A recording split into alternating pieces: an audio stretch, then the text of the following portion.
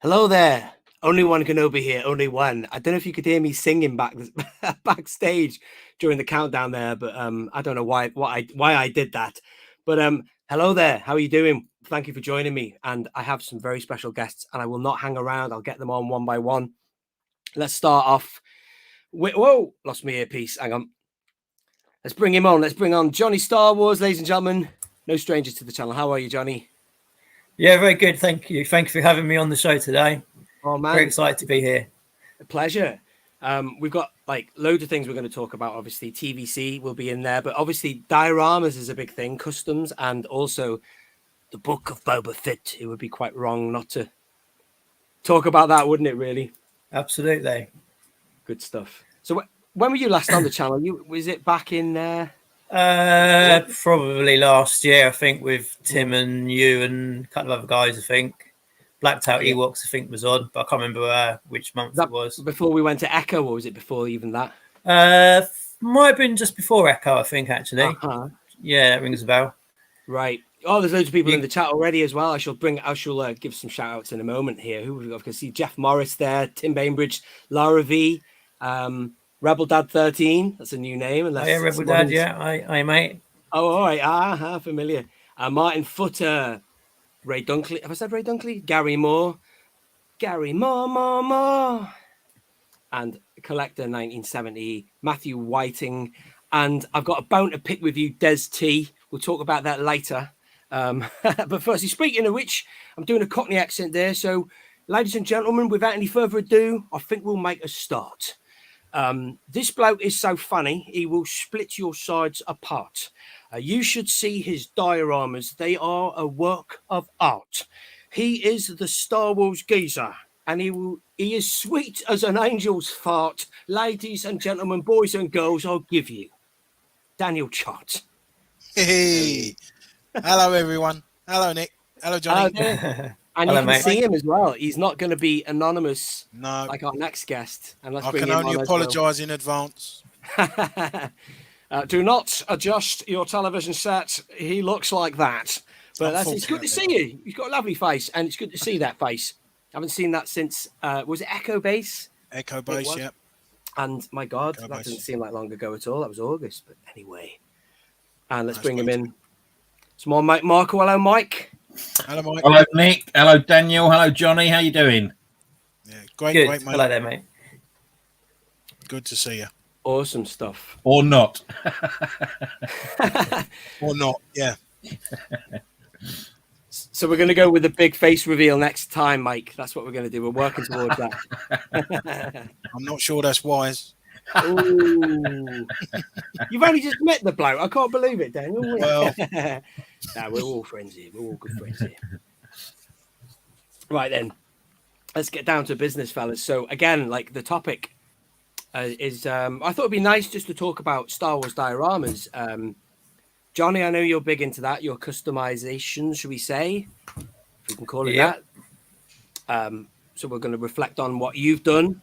And of course, Daniel, an amazing diorama maker. I've got a few pictures of your stuff as well, Daniel. We'll bring them in. And it's great that you're on camera because you've got a lot of stuff behind you, which you're going to show us. I've got some bits scattered around to show off if you want to see. Lovely. Jabbly. And of course, Mike as well. You see, this is the first time you and Daniel have met. But I've been meaning to sort of get you two together, kind of like your soulmates, I reckon, with regards dioramas and such like. Well, it's a shame because obviously I wasn't able to get up to the last Echo either. So, you know, that was one of those things, isn't it? But fingers crossed for the next one. Exactly. The next one. Definitely. Well, when is the next Echo then? What's the let's talk about that for a sec. What's April, the date? Is it April? April, yeah. April. Bloody hell, I mean, that's come around quick, that, because a load of people they were booking it, and it seemed like an eternity away, you know, but we're practically there, aren't we? You know what I mean? Well, got to book the hotel quickly, I think. We're on the march. Yeah, I know. I'll have to look at that. There was some good deals, wasn't there, back in whenever it was people were booking. It was like literally we just got back from the other one, and then it was like people were booking for the other. So anyway, let's have a look and see who else we've got in the chat. We've got Jeff Morris. Straight out of Coruscant, Daniel Charts. Hang on a minute, what's he doing there in here? Bloody hell. Rogue Killer, Wayne the Snake. Is that who's that? Is that someone we know? Hi, Dad.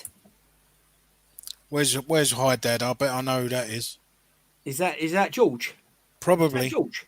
It's probably George. It could be George? Lillian. It's one of the two. I love it. He's on TV, kids, and we've got Chief Chirper, and I think that's about it for now. And of course, yeah, I'm really looking forward to talking about the Book of Boba Fett as well. We've got, episode 4 is coming up, and we'll sort of share our thoughts on Lots that. to talk about. But first things first, let's have a good look at these dioramas of yours, Daniel. Before we have a look at them for real behind you, I shall just add this to the stream. Can you see that? There you go. Yeah, that's one I made quite a few years ago, actually. The how do I put it? How I got into making dioramas is I wanted to make some buildings and some scenery and some stuff for George, my son, to play with his figures. And first and foremost, I wanted to make them strong enough and sturdy enough so that when he was throwing them around and he wasn't breaking them all.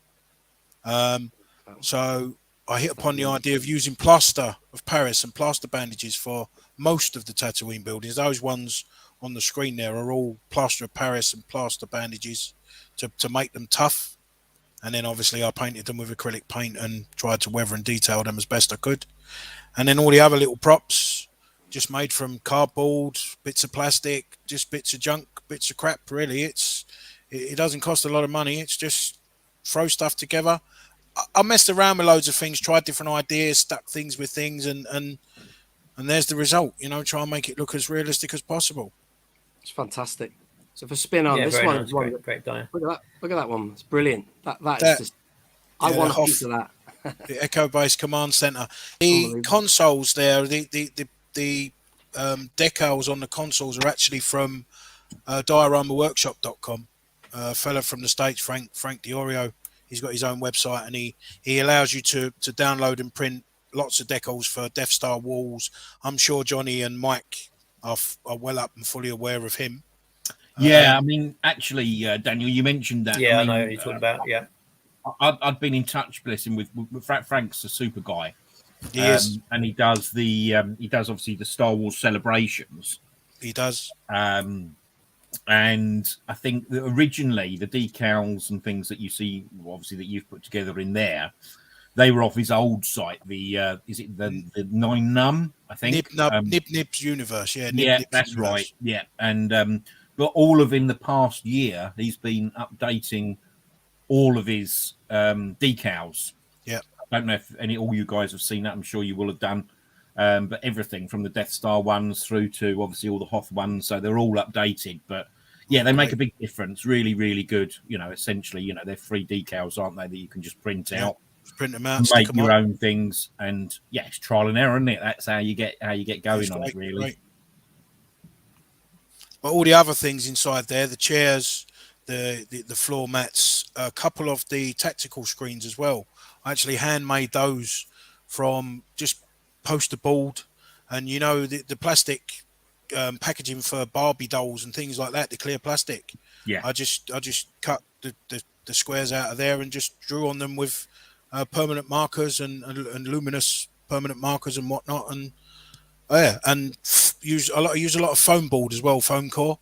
Yeah, which is easy to work with. Frank himself, Diorama Workshop, uses a lot of that.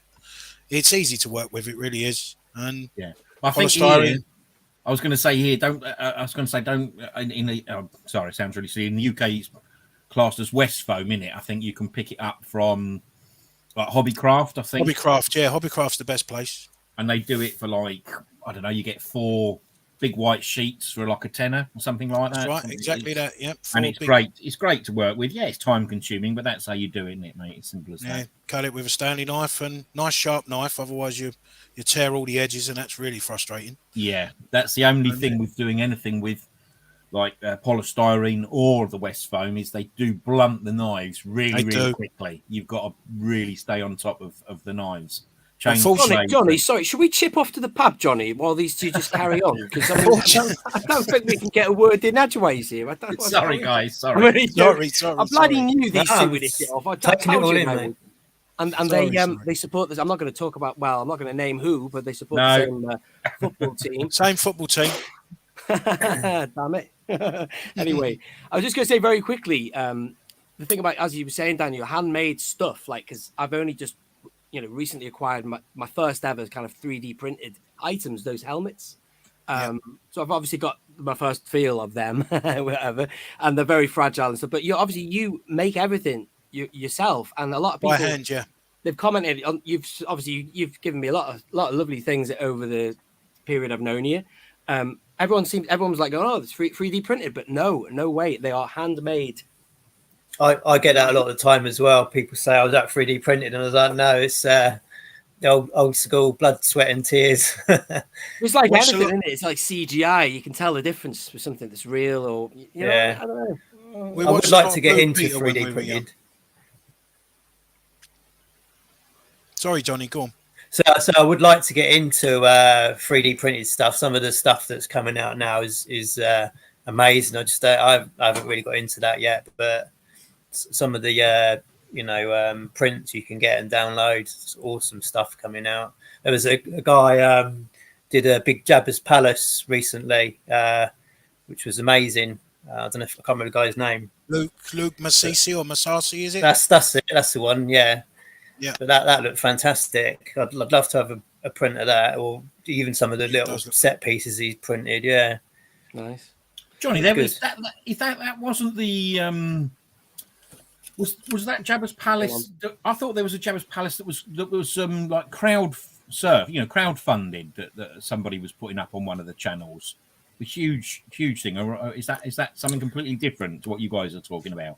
I've not seen that. I think the chap you just mentioned, I think he creates all the files himself, doesn't he? He's done a few different things over the years, but he's doing all the detention area now as well for it. So it must be quite a big model if you're going to print it all out. Oh, good. But yeah, it looks absolutely spot on. I'm just going to find your channel, Daniel, because the best way of seeing it is seeing it via sort of like your channel, really, the stuff you do. And that's obviously we're still talking about. Let's talk about you, Daniel, because obviously it's your debut, should we say, ever on a live stream. But obviously people know you, and they now obviously subsequently know you've got a channel and stuff. But a lot. The other thing about yourself, if you can tell us a bit more about what you collect, is you've got like such a vast array of figures. I mean, look at that droid, this Tatooine Mos Eisley set up here. That one just to the right of Obi-Wan, I wouldn't even know the name of it, but I know who it is because I've seen CZ4. Right. But I mean, where the hell you got that, and what's that? That just goes right over my head. Obviously, I've not looked into it, but you are quite sort of particular about what figures you get. Yeah, I'm a stickler for detail. You probably guessed, and I like everything to be right.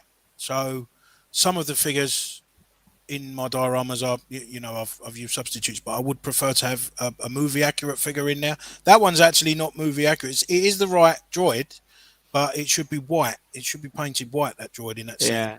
I actually have another one that I have painted white. Well, you can't really tell in the shadows there, but I know what you mean. It's kind of yeah. There's two in the film. I think he's in a few background scenes as well. Isn't he in the Sandcrawler and? He is, yes. Jabbas Palace and bits and pieces. R2, don't leave me. Yeah, he's definitely in Jabbas Palace. Yeah, 3PO's arm is like parallel with it or whatever, isn't it? It's like, that's right. Like it's quite funny that like a dead. And in A New Hope, he was white. He was very white in color, but in Return of the Jedi, he was more of that creamy, dirty color. So yeah, right. I don't know whether they repainted the prop for Return of the Jedi, probably. But, a lot of stuff is reused in the films. There's loads of boxes and crates and barrels and things that pop up all over the place in all the films. It's great. It's great. Yeah, I always comment about I call them the grated floor. I think there was in Aliens. I think they were in Silent Running. Yep. Been reused time and time again. There's another one here, Mos Eisley Streets. There's a really good documentary on I think it's a Doctor Who channel, Dalek something or other, and he's got a really good video about the prop recycling stuff between Star Wars and Doctor Who. Like I think it was on Doctor Who first actually, there's a gun that the Daleks use in Death to the Daleks in 1974, which is found its way onto the Star Wars set. I think it was actually, I don't know what machine it's from. It's like from like Rolls-Royce engines and stuff like that, aren't they? But it might even be IG-11's gun, is it the one, the long one with the holes in the? That's it. Yeah, loads, and even the whole thing with Boss, because the recycling of what's it called, Boshek, but all that was in Doctor Who as well. It's crazy, isn't it? Amazing. Saves money though, doesn't it? Well, absolutely. We got Ryan Byrne in the chat. Oh, Ryan, man, you won't believe this. I missed my chance to sort of get a Gamorrean guard today, a Mim. Oh man, it was on a Facebook group called, what do they call that? Dark Side Alliance, and it was gone. 22 minutes too late to get that, but I'm really after one of them. But oh well. How you doing, Ryan? Nice to see you. So yeah, look at this. It's a great diorama, Daniel. Look at that. It's a brilliant shot. That fantastic. What have we got next? Let's have a look. Let's have a Butcher's. Awesome. So have you mentioned your plan to do an entire Mos Eisley, Dan? I did it backstage with the boys, but I wanted to backstage with the boys. Yeah, I did want to get a big 8-foot by 10-foot board and just make a miniature Mos Eisley for my son to play with his figures. Amazing. So these buildings here, I mean, you can see up there lots. They're all individual buildings that you can sort of put and play. I've got a couple with me here. You can just put and place them wherever you want. Set it up, however, and away you go. You use your imagination. It doesn't have to be exact. But this diorama here you've got on screen is, I went for a stage of taking photographs, recreating scenes from the movies, and using these buildings and the staircase and the other stuff. That's the scene where the sand troopers are obviously marching through Mos Eisley to go to the docking bay. Yeah. Blast that ship. So I used to set them all up like that and take photographs. And I was a member of a diorama group on Facebook. I'm still a member, but I've not been on there for a while, many years back. And I used to every day or every couple of days do scenes from the movie. And yeah, I enjoyed doing that. I haven't taken so many. I like Instagram when you see all these guys that take these awesome photos of sort of scenes that just happen just before or after certain scenes and sort of carry on. It's just, some of the pictures are stunning. Yeah, I'd quite like to get into a bit more into photography, to be honest. I would. It's very time consuming though. Yeah, that's what I ain't got, unfortunately. I haven't got much of that, so. Well, that's what you were saying as well, Mike. You're obviously into dioramas quite a lot, and you've made a fair few. But obviously, you've said you struggle for time as well to sort of. Yeah, again, it depends what you're trying to do, and obviously the size of them as well. I mean, Johnny and Daniel, you know this, guys. I mean, the images that we're seeing there that have Daniel's put together. A lot of the sort of things, if you're doing something like with regards to sort of Mos Eisley, those sort of things, or Mos Espa, whatever, you can simply buy, packs of polystyrene sheets off somewhere like eBay, put these things together. Again, Hobbycraft do those sort of modular tops. You can sort of cut them out, glue them on top. Just use simple things like polyfiller, cut away the door or whatever with a styrofoam pen. And then obviously use polyfiller to sort of give them that sort of rustic look, and then just paint them up. So that that I think for people maybe like watching that are thinking,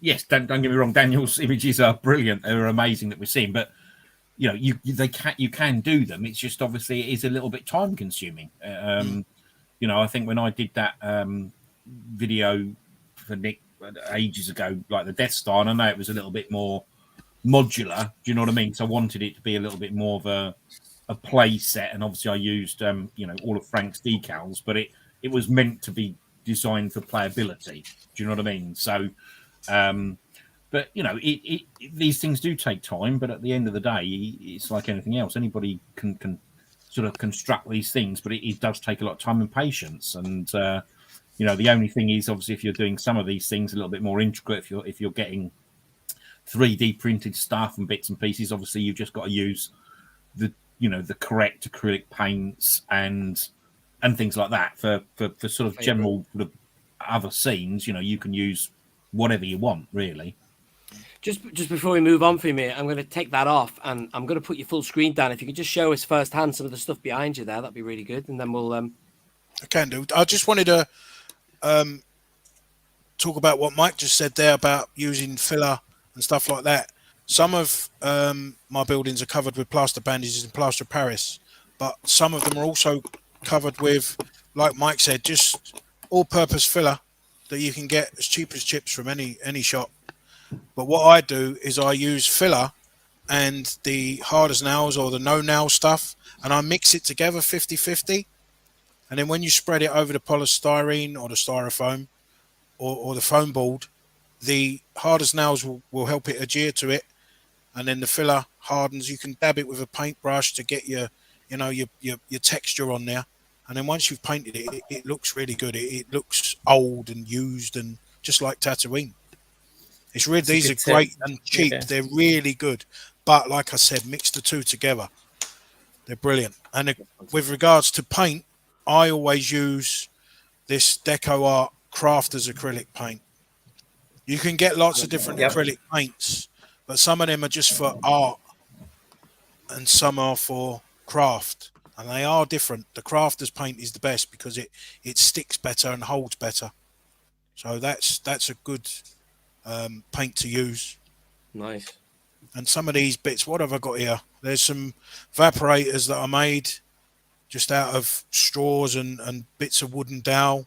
And this, the best stuff to use, I have made a video before talking about this foam, this self-adhesive foam sheet. It's brilliant. You get it from your hobby shops. It's sticky on the back, and you can cut it and stick it, and it gives you options for all kinds of details. These boxes, they're just card boxes that are covered with this foam, and you can put indentations in it, and it's brilliant. Nice. This little like half evaporator, again, it's just, that's a medicine bottle lid, which everybody's got one of those. It's just a cardboard tube from, I think it was from some wrapping paper or something. And then I just wrap foam around it and stuck little bits on, paint it, and there you are. It looks the part. Made some funnels from Toshi Station, you know, Big Stark Lighter and Luke Skywalker. Again, this is just a plumbing pipe, and I covered it with the foam. Just stuck bits on, paint it. It's so easy. It really is. It's not as hard as you think. There was a question come up in the comments earlier on. There was. Somebody posed about Docking Bay 94. Yeah, let's have that one. That was Collector 1970. I did actually make the entrance to Docking Bay 94, which is there. That's awesome. Where Luke and obviously Obi-Wan and everybody went in. And on my channel, I've got a video of inside the docking bay when the sand troopers come in. So there is a video on the channel of that. Blast them. That's the one. Yep, there is a video of that on there. Brilliant. And again, all the props. Did you make those? Everything's hand square. These boxes, they're called fusion generators in the film. Yeah, I've got one of them. You gave me one to go with my homestead. They're awesome, man. I did. A lot of people. Did you make them or? I did, yes. A lot of people 3D print them, and they are, exact movie accurate. But what I do with mine is I just get a nice hardwood cube. I'll sand down the edges. I use a Dremel to, angle the corners, and then I just stick all kinds. Hang on, let's get it in camera. Again, I use the foam. I just cut the little squares out, make the indentations, and just stick all, get some drinking straws, cut the little, little pieces of those, just super glue it all over it. Try and make it look as accurate as possible, and then paint it up. They look good. So they're not movie accurate, but they're not far off. This is just a plumbing pipe. Just made it into a little drum, and around the edges of the doors to get that detail around there. I don't know if you can see that on camera. Let's try that detail around the edges of the doors. 94. That's brilliant, man. Love that. Again, this is just a piece of foam core with the sticky foam stuck over it with the 94 cut out, so it gives you that detail. All right, that's awesome. You just cut that out with a Stanley knife or a scalpel. Brilliant. It's not that difficult. It really isn't. And this again, this I don't know, what you call that, a drain pipe, I suppose. It's again just a, what is that? That's a lolly. No, it's not. It's a straw with bits stuck over it. It's yeah. Easy as that. Great. That's awesome, Dan. Brilliant stuff. You're getting a lot of respect in the chat. Loads of comments. Loving your work. Brilliant. And then and another thing that I enjoy doing is I'm always picking up little bits and bobs and looking at them and studying them. And my wife says to me, "What the hell are you looking at?" And I think in the movie they must have used things to make the props, but all I need is the same things but miniature versions. So I'm always picking up little buttons, little lids and things, and trying to make it look like the film. And in Luke's garage, here we go. Hang on. Lovely. I mean, all these little bits and bobs, all the little, they call them greeblies in the trade. They're all just little, pen lids and medicine, all kinds of. I mean, if you look closely, you'll be able to work out what some of the things are. I mean, you're just a miniature equivalent of Lucasfilm Limited 1976. Basically, yeah. The little silver pipes along the top there, they're just kebab skewers painted silver. Yeah, that's what you did with Thingy, innit? You swapped Ian Butler. you got your own. You upped it. You plassed it, mate. You made it whatever. Daniel Chart style. Yep. Yeah, they're great, man. Pimped it is, I think, is what they call it. You did, yes. I was talking to my mate last night, and he was saying to me, the Cantina round tables, like the Greedo and Han. Apparently, they were a UK litter bin, and the bottom half of it was what is actually the Cantina tables. You know what? I've seen those in the park. Yeah, like with the wooden slats. Those bins, with the wooden slats, exactly. Paint them up. Yeah, see? Yeah. You've got to get them from somewhere. Hang on. Right, I'm going to put that on later, Mike, so we can have a look at that thing you made. So that's awesome, Dan. It just looks amazing. Let me just a bit of a novice. I haven't really done much screen sharing. I mean, can I just jump in here as well, though, guys? Because there are, if you don't want to get involved, probably obviously like as much as say sort of Johnny and Daniel have done, there are other guys out there as well just doing, I don't want to plug anyone here, by the way. I don't know whether it's allowed, but doing backdrops and simple things like that can make a really, really big difference to your diorama. I mean, I'm going to try and do something for Nick here. I have got permission from the guy. There's a guy on Facebook on the Facebook groups, Cardboard Galaxy, which I think Lara V sent you through a couple of walls and things. She did. They were a little bit small for some of the things I wanted to do, but what he did do a little while ago, he actually did that Docking Bay 94, and I actually ordered one. Bless him, it wasn't his fault. The thing came through, and the glue was a nightmare. It had just gone completely pear shaped. And what we did do, we just came up with a deal where he would send me through the acrylic print. So I want to reprint that.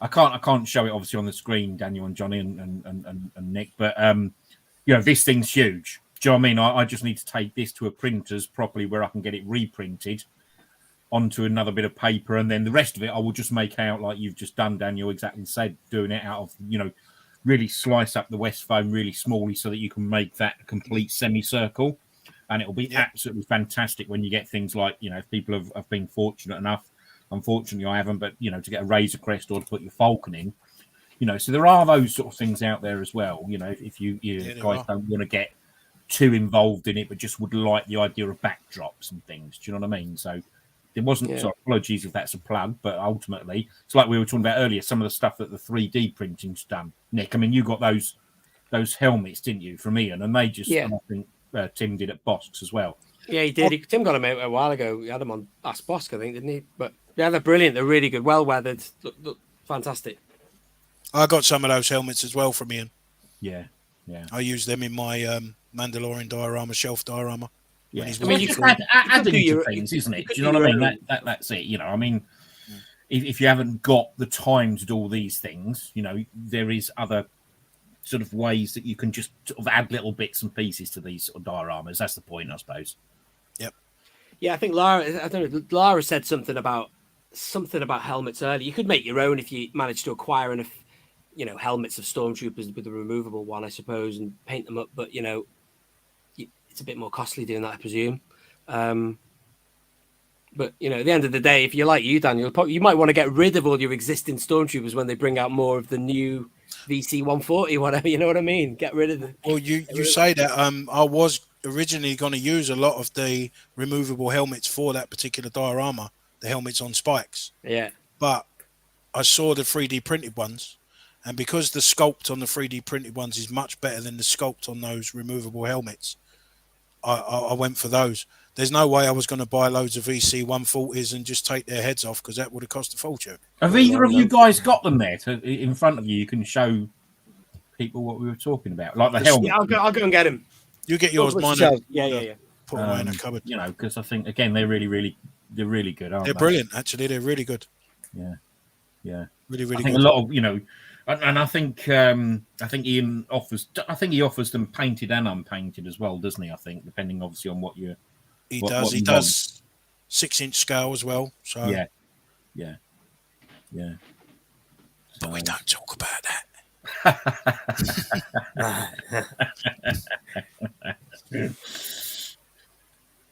3.75 for life. Yeah, exactly. Oh yes. Although I do actually have some 6-inch dioramas. Right. So let's have a look at the scale. Oh, he's gone. Oh, that's better. I just kicked myself out. What am I doing? Booted myself out of my own show, man. Look at this. So that's them.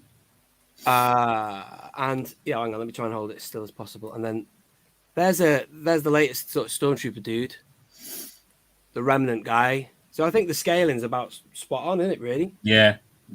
I hope that's coming up all right.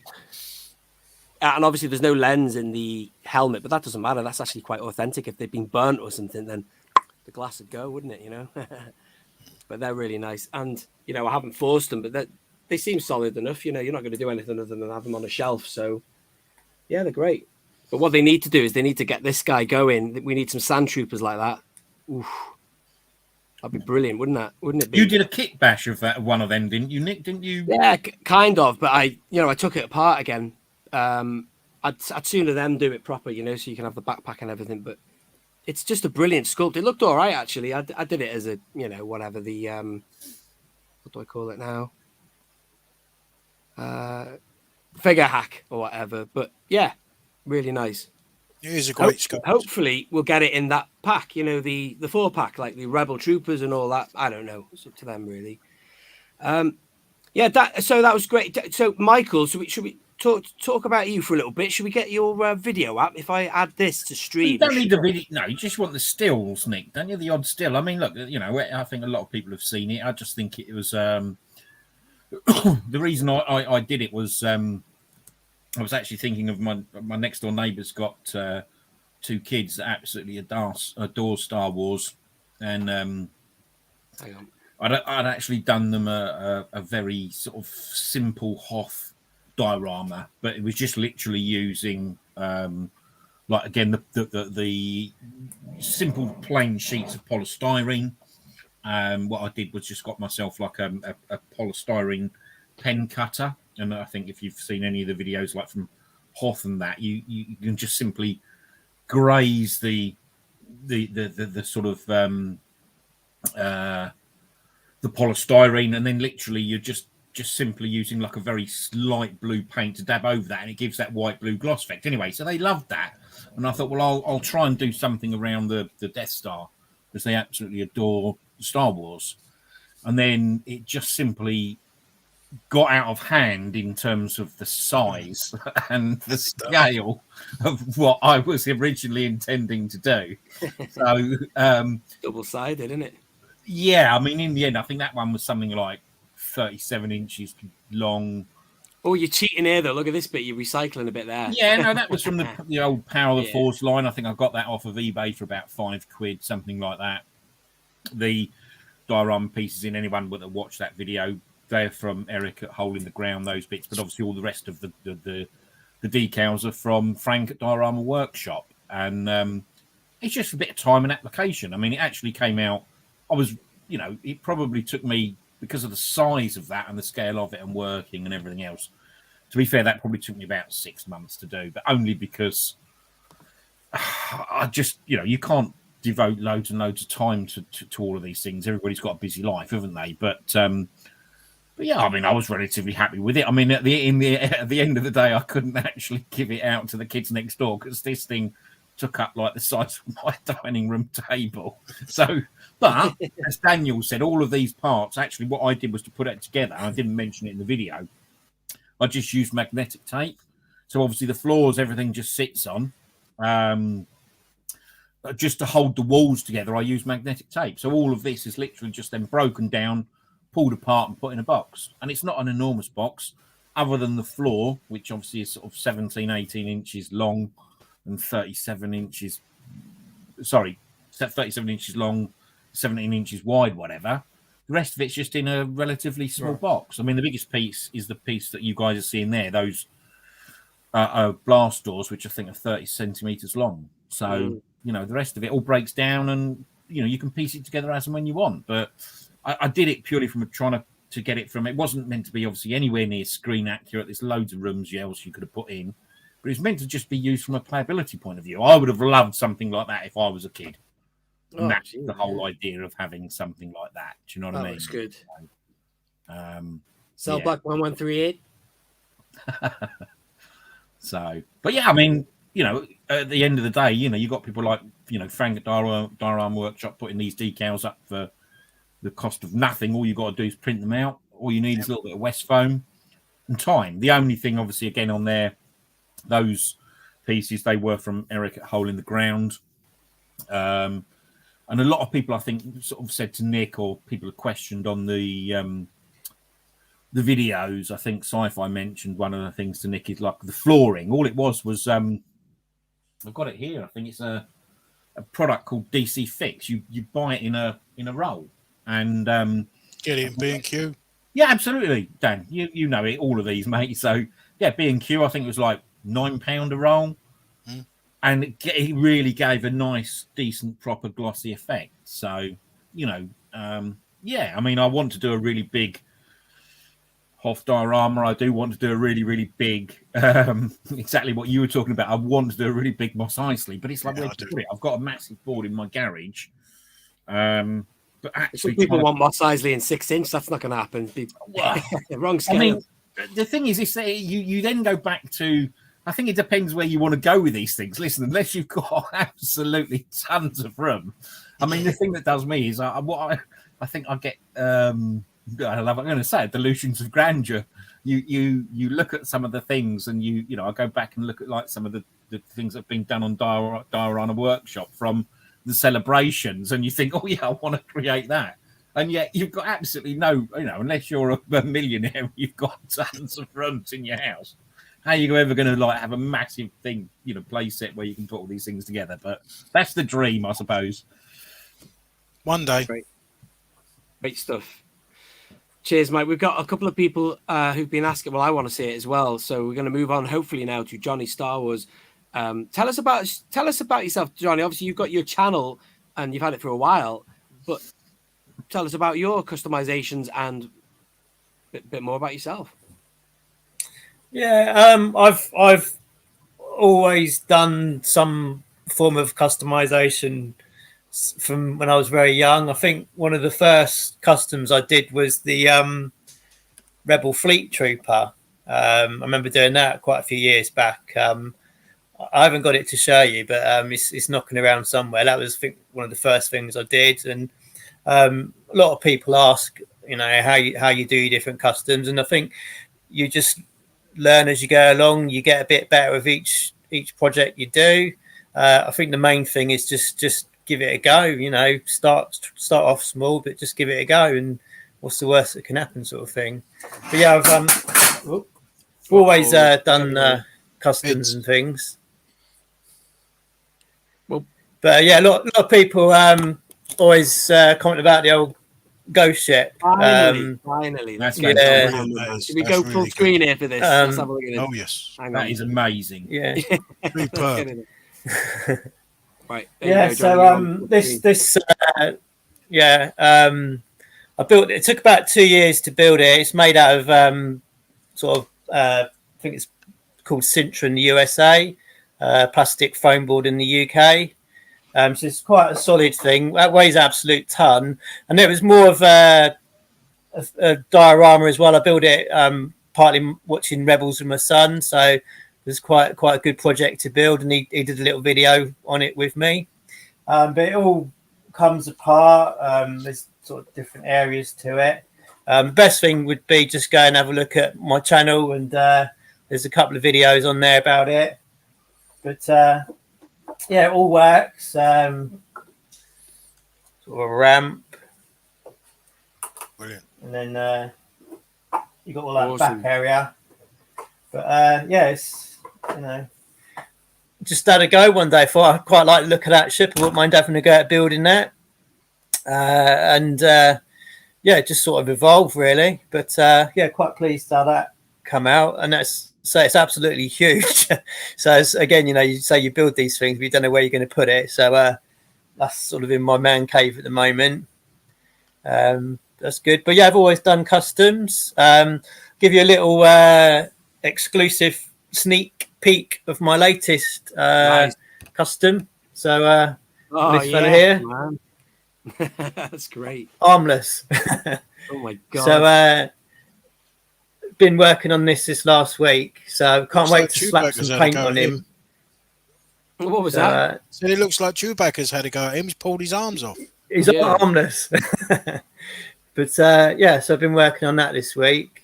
Hopefully get that done in the next few days. We're going to talk about that Book of Boba Fett later. That first shot when he walked on, I thought I loved that. The subtleness of his eyes and his eyebrows and stuff, and the noises he made. But that's episode 2, though. But episode 3 is a different story. But no, he's a kick-ass character, isn't he? I think we'll see a bit more of him yet as well. I hope so. Do you think he's going to come back? Yeah. Although if I was Boba Fett, I would probably fed him to my pet. I mean, we all want him to join the. Yeah, let's get you off full screen there, Johnny. Sorry about the no pressure. Hang on. Yeah, no worries, mate. Yeah, we all want him. We all want him in the team, don't we? But he went running off, so maybe it would have been a bit too blatant if he just sort of said, "Yeah, I'm with you now." So maybe they did need him to run off. I don't know. Yeah, I think he'll be back. Yeah, I hope so. Awesome though, and his eyes were glowing Sith yellow, weren't they? But they weren't the same in the third episode. Did you notice that? I didn't. Did you not notice that? I thought that was the case. He had like Sith eyes almost. They were glowing orangey kind of color. But then, but anyway, I don't know. We'll move on to that. But can I just firstly say, actually, we've got like 59 people here watching. So thank you very much, because we are going head to head tonight with some heavy hitters, some big hitters, some of the big boys of the TVC world. So respect and thank you for your thank you loyalty or whatever. This is great. Yeah, but awesome. Thank you very much for joining us. And yeah, that's great, fellas. So should we where are we up to? We've been going for about 45 minutes. And so should we talk some TVC, fellas? Yeah. Come back to some dioramas in a minute. Firstly, should we go around any pickups, fellas? Have you picked up anything interesting you can share with us? The only thing I've got lately is the Rebel Fleet Trooper pack. That came through a couple of days ago, same as yourself. They're really nice figures, actually. The head sculpts on them are really good. They're really, really good. Great detail. Yeah, I dropped a review of them about an hour ago, an hour before we started. And Johnny, you've got a review of them as well, haven't you? On yours, I got that just before Christmas. I think that come through. I was quite surprised to see it for sale, so I thought, I'd buy that, and surprised it turned up, to be fair. Yeah. Where did you get yours then, Johnny? Because I was going to say... ID Toys. I think it was an import. That's right. I was just having a quick look, so I thought, I'll get it, and then say it come through pretty much within a day or two, I think. So I got that before Christmas. Yeah, mine too. I ordered them and then realised they were import stock. So I had mine weeks ago, and then you see the reviews now, and I was like, I had these weeks, I think. But yeah, they're great figures, aren't they? I mean, at the end of the day, it's all about that army building for those sort of things, and And I know I said it on the last video I was on with Nick as well. I mean, the frustration, I think, is the stormtroopers, really, you know, not making them readily available. I think they've just got to be, you know, BOE and the other guys, all, you know, these things should always be just readily available. Anything that's army building should always be available. There shouldn't be any issues about you've got to order, you know, there's 1, 2 maximum. Anything army building should always be there. Absolutely. As Hatch, what's this question? What's the most popular theory on where the Stormtrooper came from in Book of Boba Fett 1? I have a theory, not seeing anyone mention it yet. Well, share. What's your theory? Put that in the comments. And then, yeah, well, I don't know, really. I've forgotten about that now. That was an episode and everyone had loads of questions. Then we saw episode 2, which just took us in a completely different direction. And then episode 3 just sort of like was a little bit like, it wasn't, I'm not a fan of The Last Jedi, but what it did for me was it kind of stopped everything. Like any theories we had, it was just like, no, sorry, that's it. You know, like the Tuscans going. So should we get onto that now very quick? Let's talk about the book. What are our thoughts, fellas, then, of the whole thing so far? You know, I've done some reviews, so everyone's heard my thoughts on it. So it'd be nice to hear your thoughts. So should we start with you, Johnny? What are your thoughts on it, man? Yeah, I like it. It's good, but it's not great at the moment. So I'm hoping, is it 8 episodes? Well, it's apparently 7. I don't know. 7, is it? I think it's 7. I can't remember how many episodes it is. I think it's 7 first series. Yeah, so it needs to start coming alive a bit for me, to be fair. I enjoy it. I think the Tuscan bit sort of went on a little bit too long. I was loving that though, but that's the thing. What did you think of episode 2 though? Didn't you think that it was like picking up by them? I'm liking it, but I'm not absolutely loving it, if I'm honest. Yeah. Because for me, that third episode was it sort of took a big step back. But so the last didn't hear that. Yeah, I don't know. There's a bit. I think if they took out the biker gang, that would have been a good episode. It's gone a bit weird, isn't it, Johnny? I'm gonna boot you out. It's gonna make any difference here. It's gone a bit. We're gonna boot you out, Johnny, but we're gonna bring you back in a minute. So hang on 1 second, Johnny. We're gonna sort your thing out in a minute. Let's get rid of Johnny Star Wars for one moment there. That was weird, wasn't it? That was almost like a time lag. I mean, I've seen people freeze, but that was almost like there was a lag. But you do get lags on like live streams, but it's more like that Circle of Doom, and then. But anyway, I don't know, whatever. So anyway, let's go on to you, Dan boy. Daniel, what your thoughts? Similar to Johnny, really. I like it. I'm enjoying it, but there are parts that I don't think fit. And I think a lot of people are expecting Boba Fett to be a certain kind of character because of everything that's gone before. And actually, I think he's going to turn out to be completely different. He's not going to be this cold-blooded, mean bounty hunter that everybody seems to think he is. And he can't really be in this show, can he? Because I think he's trying to rule, as he said, with respect. So he's not going to be like very nasty and cruel and mean. He's got to be kind and fair sometimes, and that's not what people want to see. So I think that's a lot of people are disappointed with that.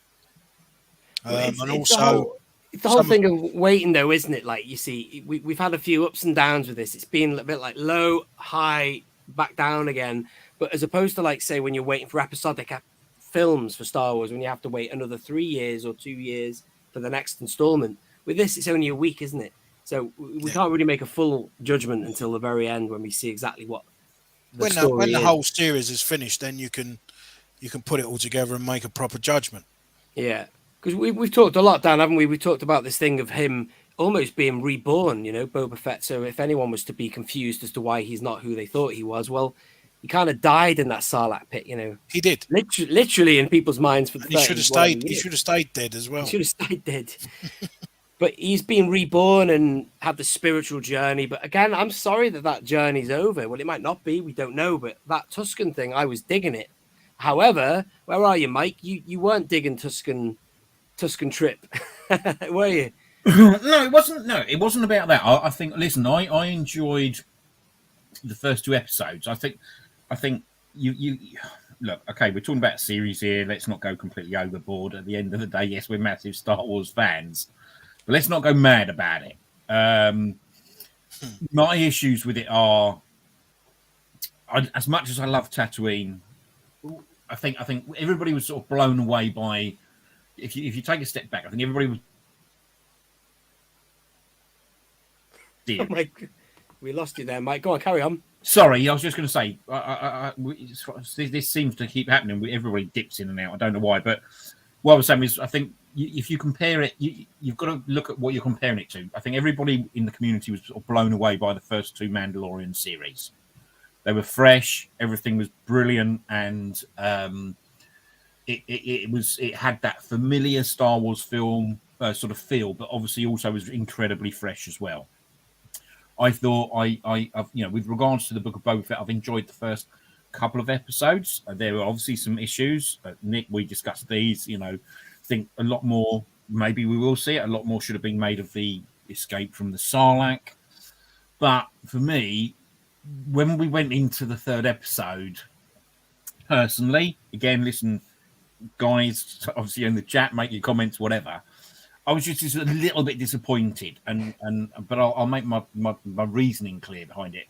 I didn't quite get the concept or the idea of sort of having these Vespers in space, essentially. And Coruscant, maybe, Mike, they would work there for sure. Well, yeah, maybe. But look at this guy's comment. I mean, who could argue with that? Wouldn't it be? Just imagine that. But by now, I was hoping to see some of this kind of thing. Yeah, but that's the point I was gonna come on to, Nick. So, listen, if he's looking for reinforcements as the sort of head of Tatooine, you've only got to go back to the Clone Wars, and I know again not everybody's cup of tea, but Series 4, Episode 20, when Boba is a young child. And he's sort of being mentored, if you like, by Aura Singh. But that's when they're doing... I'm going to stop you there, Mike. She's dead. Tobias Beckett. No. Okay, but what I'm saying is, let me finish. Oh, Mike, I was only joking. Bloody hell, Mike. Let me finish. But when they I did am that... rude. I'm sorry. No. They were doing a bounty hunter mission, and Dengar was in there. But there was that other bounty hunter, wasn't there? There was Latz Razzie. And then there was another droid in there. I think it was C-21 High Singer. You would have thought, and Bosk was in there. You'd have thought these were the people that would have been involved in that, not going after some sort of childish sort of villains on the street. But that's only my opinion. I just thought there could have been other angles they could have used from previous things that they've done in things like the Clone Wars, where you've seen young Bubba have all of these sort of bounty hunters around him. Now, the rumor is potentially that you are going to get something a little bit down the line, aren't you? Where there's going to be, I don't know if you guys have heard this or not, but I was reading some chat that there is going to be something maybe a little bit down the line where you are potentially going to get some of those as a big reveal later on, but who knows? I thought the first 2 episodes were great. 3rd one for me, I just worry, that. Not worry, that sounds silly, but it just seems to be it didn't sit right with me personally. But look, these things, like you said, Nick, you've only got another Saturday. You've only got 4 days to wait till the next episode, and away you go. So, okay, well, we've got a few comments here. This is Collector 1970. The Book of Boba Fett needs more action in it. Well, I'd beg to differ. That's what I liked about the train one. I thought that was full of action, speed. I can't remember if it was you, Dan, or Mike said that was a bit too slapstick for your liking, but I thought that was just about right. But I can see what you mean. A few clumsy Tuscan Falls, maybe. Was it you? Was it? Yeah. But yeah, I mean, everyone goes on about the speed of those Vespers. I don't know. It was just. They just looked out of place, didn't they? Just totally out of place. At all. Did not fit at all. Mm. So even they were lovely designs. The design of the gang, the way they looked, the way they spoke. I mean, they sounded like me, half of them. They just don't fit in Star Wars. Everything was just too clean, though, Dan. It was far too clean. You wouldn't have a vehicle like that, looking like that on that planet. No Absolutely way. Not. You're right. Tatooine in Mos Eisley is dirty and it's old and it's rough. It's the not concept. like image for them bikes looked quite good. The concept image looked quite good, but I don't think it translated very well onto screen. No, it didn't. It didn't. You're right. It didn't. So it's almost like it could be the case of fingers in pies here. The Mandalorian was such a success, and I think they got away with a decent second series as well. But maybe there's too many cooks than are needed, and too many cooks spoil the broth. I don't know. What did you think? What did you think about the gang sort of having robotic parts, like being like Inspector Gadget? I mean, like Griff in Back to the Future. Gramps, what the hell am I paying you for? It didn't sit right with me. That's not Star Wars. No. For me, it doesn't fit, But yeah, I mean, are they considering the youth or something, like younger viewers? That's what they're doing. It's Disney, isn't it? It's basically the Disney descendants. They've thrown them into Star Wars. So, but they didn't do that with Mandalorian. That was quite gritty. That that opening scene when he sliced that what are they now? Tessix? No, that's the name of the character. Sorry, I'm thinking of the Quarren. Yeah, sorry, the Quarren sliced him right down the middle. That was a pretty rough opening. Not necessarily. I think the Mandalorian had that sort of, again, that, like you said, Nick, the gritty feel, and exactly like, if you take it back to Rogue One, that was, I think a lot of people have commented, it was a far more sort of gritty story, wasn't it? It was more like I suppose, it sounds really silly because it's not, but it's more like a war type movie, if you like, but within the Star, but it fitted into that Star Wars universe. The way that the Mandalorian fitted in was exactly, it just had that little bit more of a gritty feel. And look, we're early days, if it's 7 episodes, then, they've got 4 to put it right. And ultimately, this is a sort of a subplot, isn't it? Only until sort of Boba came back in The Mandalorian.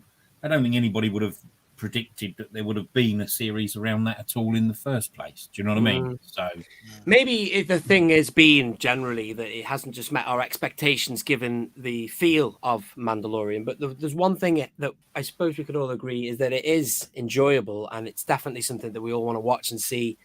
It's like a roller coaster, as I say. I feel like I've been up, I've been down again, and now I'm hoping we're going to do something epic for episode 4. Nick, I think it's like anything else. I mean, I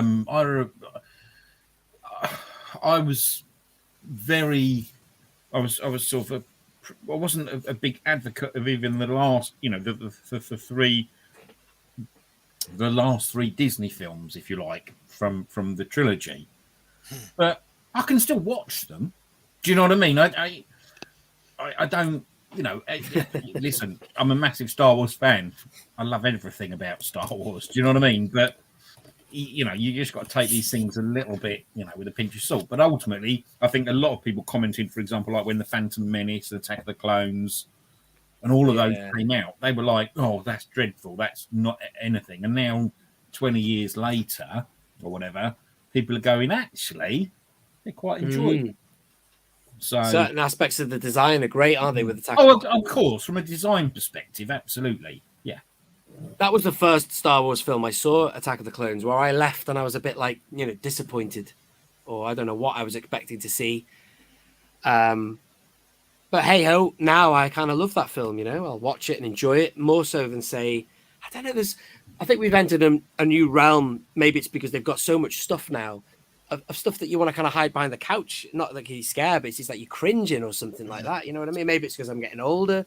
Yeah, but I mean, I remember going to watch Attack of the Clones, for example, and I actually thinking, there were some really nice little nods in there to the old bits. Do you know what I mean? There was, I think, when was it Anakin and Padme were going out on that trooper? They were trying to go away, weren't they? And there was the Millennium Falcon flying in.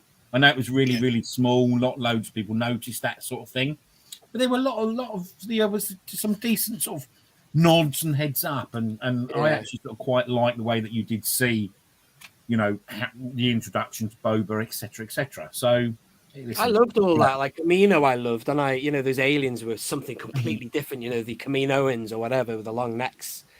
I don't remember looking at them thinking, "Oh my god, what are they doing?" You know what I mean? Like I did when I saw those bikes.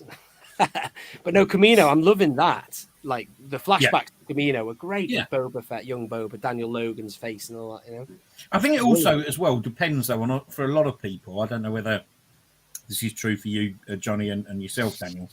But I think it depends on how much you actually sort of quite, if you've really got into the Star Wars, the Clone Wars, the animated series. Do you know what I mean? Because that obviously throws a very, very different slant on the clones and Kamino. Oh yeah. So it legitimizes the prequels, doesn't it? In absolutely. A way, flushes it out. Brilliant. Yeah. Very good. Some great stories in that.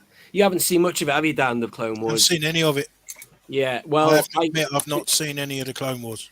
It's all very good, but the one that got me hooked was season 3, and there's lots of good seasons, but that's a really good one. There's so many good callbacks to original trilogy stuff, but it's brand new. It's just fantastic. And the good thing is you get a lot of episodes there where there's 3-parters. You know what I mean? So it's almost like an hour and a half worth of like a mini film within the series, if you know what I mean. It's like the Citadel one. That's a good one when they escape that. Absolutely, it's a funny thing, Nick, because is there a reason? Just out of curiosity, Daniel, you haven't watched it. Do you know what I mean? Or just haven't had the time, or I'm a massive original trilogy fan. George Lucas stuff, prequel trilogy, original trilogy, and animated Star Wars. I don't know. If I was a kid, I would have loved it.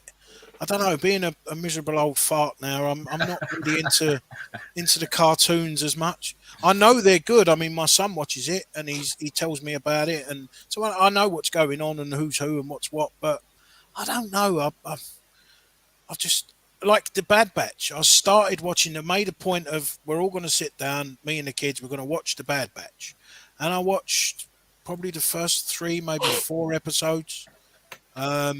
The little girl was getting on my nerves, and I just stopped watching it. I mean, George has carried on watching it. My son and Lily and my daughter are watching it, but no, it just wasn't for me.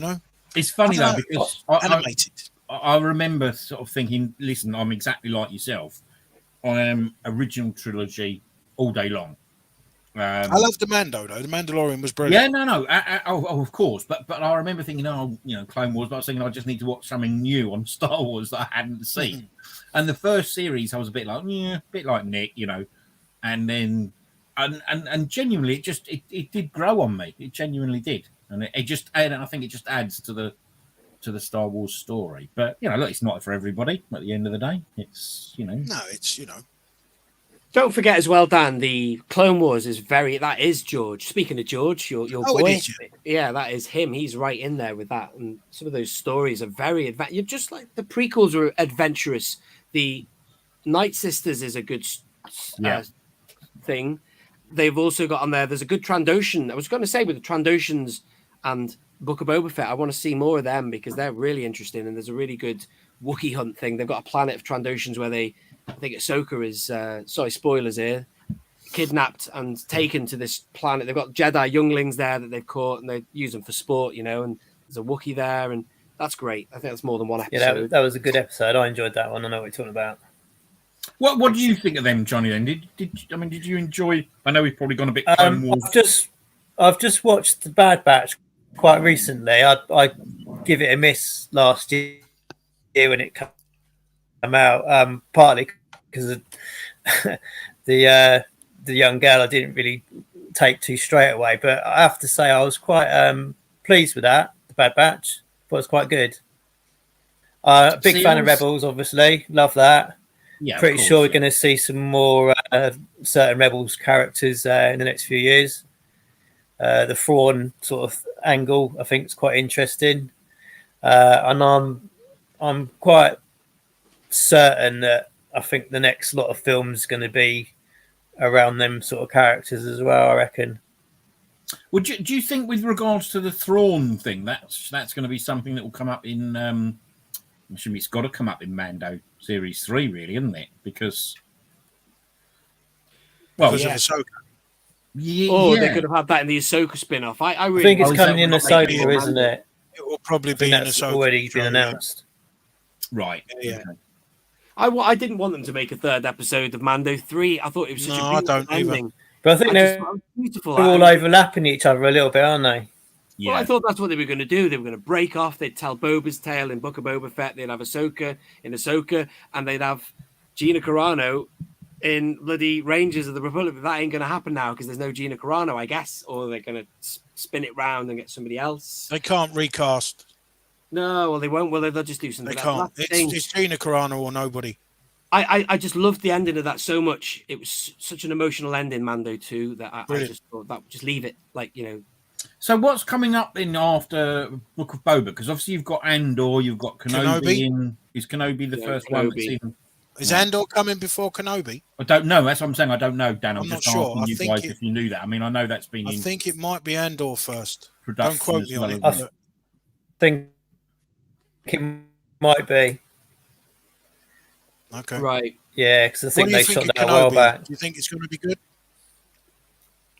Well, the Tatooine thing is a problem for me because me too. if it had been that the last time we were there was the Crate Dragon, I'd be well up for it now. Then when they revealed Book of Boba Fett, my first reaction was, okay, cool, you know, great. But, you know, we're just like, I don't know, it's Tatooine overkill, isn't it? You know what I mean? And I was hoping for some Tusken storylines in Kenobi, but I think everybody really is Tuskened out.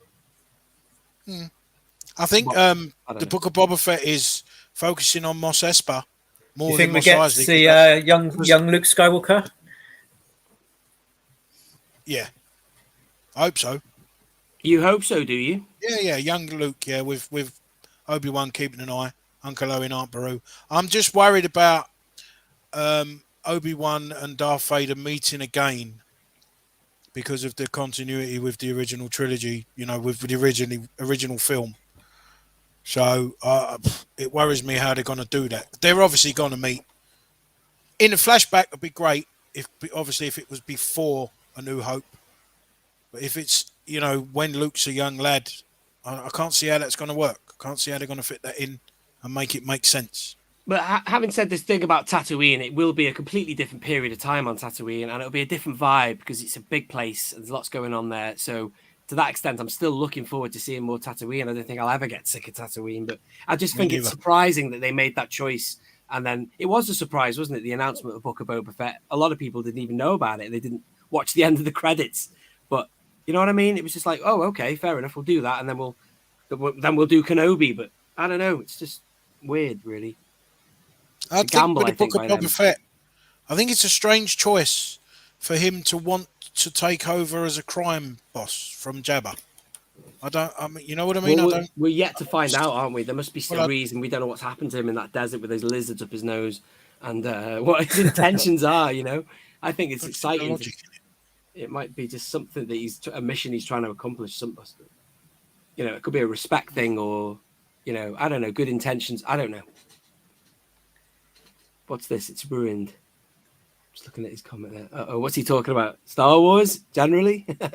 Or Tatooine? I don't know. Anyway, interesting. Someone say something. Really joking. Right. Yeah. I made some notes before, but they're it's moribund now. Thrawn, we talked about Thrawn there. Mando 3, no Mando 3. Oh yeah, so of the 3 cartoons, Dan, or the animated stuff, I'd say that the Clone Wars is definitely the strongest. George says the same thing. Yeah, and then you know the last season was very good, but that was more in the Disney post George Lucas era, and you know there was a few episodes of that weren't the best, but definitely give it a try, man. Some really good stuff in there. Rebels, really is that any good? Well, it didn't really. I like Rebels. I love all the nods to the original trilogy and Ralph McQuarrie art that's all sort of touched on throughout. Some of the episodes a bit, but overall it's very good. I think they're hit and miss. Yeah, there's a few like that, but because everyone kept saying, keep watching it, wait till season 4, and I was really, it was like taking a bad taste in medicine every time I sat down to watch it. I was not hooked at all. But then eventually I saw the hype that they were, you know, what they meant. Yeah, I liked it because of all the concept art that was in it from Ralph McQuarrie, which I'm a big fan of. So if you like his artwork, a lot of that is in Rebels. That was really what I got hooked on quite quickly, was the sort of concept art. You saw, you know, like the spiders from Dagobah that's now in Mandalorian and that. Oh yeah, they're in that. So it's quite they're good. not as hostile, are they? Because they've been pacified, or there's a way around it with the Force, isn't there? They're fucking. Oh, but I think language, Rebels excuse my obviously language was more of a Disney project, wasn't it?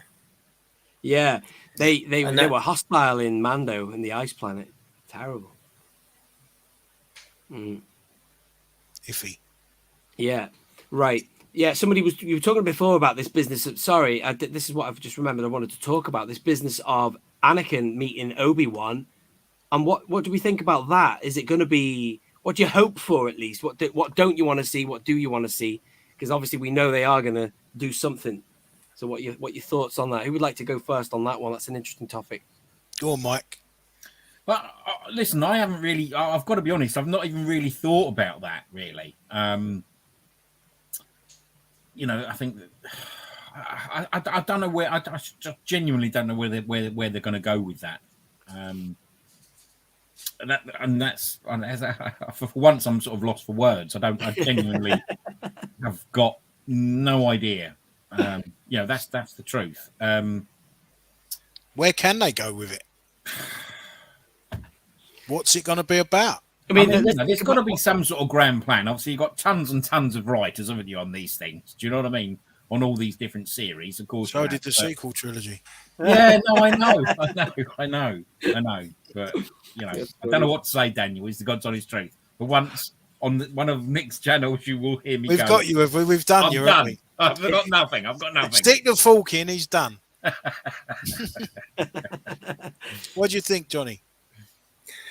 I think I'm with you, Dan. I'm a bit worried about what they might try and weave into it to sort of contradict the original trilogy. So, yeah, I'd be pleased to see it. But it's, how they're going to do it and what's it going to be about, really? Yeah, where a weird one. Go? Yeah. That's what I wanted to mention. Sorry, Johnny. I think I cut you off there. But Daniel, you were talking before about wanting to see Luke in Kenobi, which is something I really wouldn't want to see personally from a distance, maybe. But you had an issue with. Explain your issue with Book of Boba Fett and this canon novel of Black Chrysanthemum and Luke and the Skyhopper. I think it was in the comics, Darth Vader comics, the comic with Chrysanthemum fighting with Obi-Wan, going to the homestead, attacking Owen. Obi-Wan turns up to fight, get rid of Chrysanthemum and save Luke and Owen. And I think in the last couple of scenes of the comic, Luke comes flying in his Skyhopper to save Owen from falling from the cliff, and then Obi-Wan, throws Chrysanthemum off of a cliff, and he runs away like a girl, like he did in Boba Fett. I just thought that it messed with continuity because Luke in the New Hope sort of didn't know a great deal about Obi-Wan Kenobi. He knew of old Ben, but he didn't know who he was or what he was.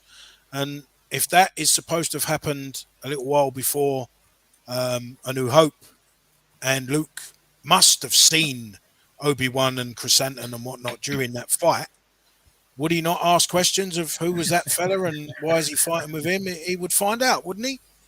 Well, okay, Daniel. So you told me about this. You said you'd watched Star Wars Theory's video, and I watched it. And I got nervous. You explained the situation that Luke has seen Obi-Wan fighting, and I thought, oh my God, I can't believe it. I thought I totally imagined Luke seeing Ben with a lightsaber and all this. But actually, when I watched Theory's video with the comic, it wasn't as bad as you made out. I actually don't even think that Luke potentially would have seen Obi-Wan. But then you said to me, oh, how could he not see it? You know what I mean? How could he not see it? Is he flying the hopper with his eyes shut? But I got the sense that he was sort of like, even like they were on a cliff, and he was obviously doing an approach. But there was no lightsaber though. So there might have been a scuffle.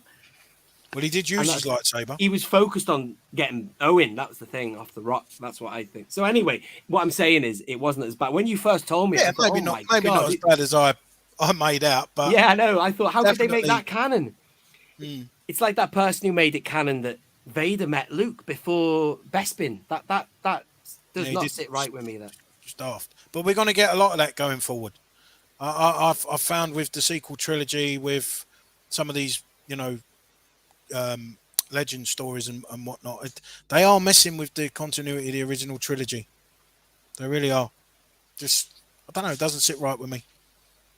Yeah, that's what I want to see. Rebels watching over Luke. And it's funny this as well, Rebel Dad 13. Round about the time we saw season 1 of Mandalorian, I had these sort of visions of Obi-Wan shepherding the Tuscans, scaring them like Batman almost. Not in a dark side way, but just almost like keeping them at bay because they were these evil beings that, they were just all out. Like they were like they were made out to be in Attack of the Clones, but actually I've quite liked to learn about their culture and what they're really like and stuff. But so that sort of like vision of what I wanted in Kenobi, it probably won't happen now, or not, because he did scare them off, didn't he? But they're a different tribe. He warded them off. Yeah, maybe. Like he said, there's hundreds, so maybe there would be I don't think they're the same tribe as what we had in A New Hope and in Attack of the Clones. There's hundreds of tribes. I like the idea of him maybe communing with them, like Din Djarin can, with the sign language. Maybe he could understand them because he's not, But I'd still like this idea of him just watching over them, policing them in a way, But I don't know. That's just my own personal desires. It's just a thing. But anyway, we'll have to wait and see. Let's see what we got here. So T16 Skyhopper. That'd be awesome to see a bit of that as well. Maybe I want one of them. By the way, Dan, I've got my. I want one as well. Actually, I'm after one of them to go in my last garage. Have you got one of them, Mike? Have you got a T16 from the? No. Yeah. Okay. Might have to paint it up a bit, weather it. Right. Awesome, fellas. What should we talk about now? I'm losing the. I'm not very good at this. I'd like to know what Daniel and Johnny would like. I know, obviously, we've spoken about these before with regards to like sort of potentially the next HasLab projects. I know that guys in the States, I believe, have started to receive their emails that those lucky enough to get one, the Razor Crest apparently is shortly shipping in the US, and so potentially obviously be coming here next for those guys of you out there that have been lucky enough to get one. What would you like to see? What would you guys like to see next? I mean, Johnny, any ideas? Would anything specific? I got a feeling that we might get something like the Sandcrawler, because that would sort of tick a couple of boxes, wouldn't it? You got it from Mandalorian and also the old trilogy, so maybe something that's a little bit more correct in scale. It can't be totally in scale, otherwise it'd be about 6 feet long, but something just a little bit bigger than what we currently got, just a bit, or maybe, well, I suppose maybe a diorama of it, but maybe Sandcrawler would be good. I agree. That would be my number one choice. Yeah, that's what I've said that to Nick. The other thing though that I did think Imperial Shuttle. Yeah, absolutely. Only watching like Nick's videos, that's something that you see on his shelf, and hasn't been done. When was the last shuttle? 2004 was it? Guys? 2006 they made one. 2006. Is it still it's the same mold as the old mold, I believe. One, isn't it? It is a huge ship, but it still could do with that update. They couldn't make it any bigger, could they? Really? Except that cockpit, maybe that's just lacking a little bit. It's not got the full capacity yet, like they did for the Legacy. What about a cantina, Mos Eisley cantina? HasLab. I just don't think they'll go down that route, Dan. No, I mean, I think most people out there would probably quite enjoy that concept and the idea of that, but it's the scale and the size of the things. It would be big. Funny. Yeah, exactly. You only have to look at what you've done with regards. I've got one, and I know how big it is. I mean, exactly. Yeah, 4 foot by 3 foot. I think we might get that anyway as one of the diorama pieces that they seem to be doing at the minute. What it will be and how good it would be, a different story. But I think we'd probably get something to do with that in the diorama at some point. I'd love that vehicle, by the way, Rebel Dad 13. I'd bloody love that. Gorgeous ship, that Mini Falcon. Yeah, thank you, by the way, Mike, for rescuing that. I had written down about Razor Crest there. No, not at all. No, I mean, it's just interesting, isn't it? I mean, in the sense of, you know, the HasLab projects, you know, a lot of people obviously argue that, you know, from a crowdfunding point of view, why do companies need to do this? But ultimately, you know, they're giving you products that you wouldn't ordinarily need to buy off the shelf. And the whole, like, you know, the whole concept behind those is giving you the dream product, isn't it? Yeah. And, you know, looking at your videos, Nick, that you've done, obviously, with regards to, you know, the sail barge looks amazing. You know, the Razor Crest, the things that we've seen looks amazing. I think there was an image on isn't there just this one guy, isn't there, on from somewhere in Singapore or Hong Kong or something? Yeah, one fella that's managed to get him. But you know, he had there was an image of the Razor Crest alongside of, was it Anton Merrick's Bluewing or something? Just to give yeah, you it was. I thought initially it was a whole fake thing, that, but it's real, isn't it? It is real. Now I've seen that one by the you know, but you know, and again, fabulous. But it goes to show you again, you know, I feel for example, like from a 6-inch. I'm not a 6-inch collector, by the way. I do have the odd 6-inch figure.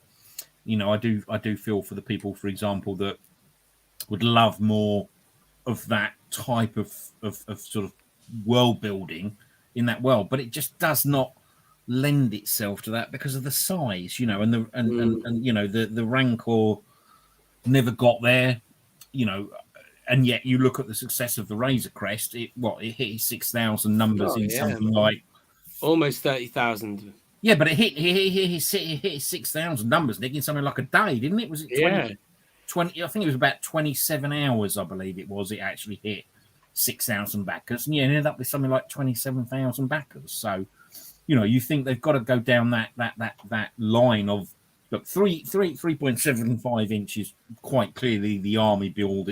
Sorry, the world building, and you know, the stuff that obviously, you know, Johnny, you produced there with that ship is unreal. It's absolutely amazing, and Daniel, you know, the things that you've done, again, it lends itself purely to the 3.75. So it would beg the question, you know, if they give us something like, I mean, the thing I want is exactly what you guys have said. You know, I want the Sandcrawler, but what sort of size would we be talking about? We'll be talking about a sort of a 4 foot long, similar sort of scale to the barge. How long is the barge? Yeah, 4 foot. If they made a double decker barge, it would have to be double decker, wouldn't it? Because of the size. So you could get that length and a bit more height. But the thing is, they've got two different scales of Sandcrawler. The one in the Mandalorian on, it's not Navarro, it's the other one, something 7 or whatever. Arvala 7. That's the one. Yeah, Arvala that 7. one is a little bit smaller, isn't it? It's the same kind of. It seems to be smaller than the one on Tatooine in A New Hope. Yeah, they're really tall, and even on Mando 2, when they pick up, forgotten his name now, from Mos Pelgo, it looks huge. It's like massive, towering up. The cockpit area is way up there, but you know, if they could meet us halfway and give us a good Sandcrawler, maybe they could push a bit more Mando stuff and do that. I don't know, but it would be nice. In fact, actually, on that point there, fellas, have a little bit of a think time now. What would your top 3 HasLabs be for 3 3/4 inch? Won't go any more than that. So just think of 3 items that you'd like to see in HasLab, and then we'll just talk about a message we had there about some guy. Is Edmonton Stormtrooper said he's had his. Not that one. He said he'd had his email for the Razor Crest. Now, what emails have you all seen? Because all I keep seeing is Zavi apologising for not sending it out. Too. Yeah, me too. No, there was ready yet. All I saw was, I think it was, again, it might have been on one of the Facebook groups. A guy from America or Canada shared his email that was sent from. Well, actually, it wasn't sent from Zavi. I don't think it was sent from. Actually, it might have just been Pulse saying your thing is in shipping or in you know, ready to ship. You will be notified further, if that makes sense. I know in the UK, yeah. I think, you know, you said to me, Nick, didn't you? I think they was asking to confirm addresses. Is that right? I don't know. Is that right? What, in the UK, Johnny? Is that what they were saying? I think that's what I read.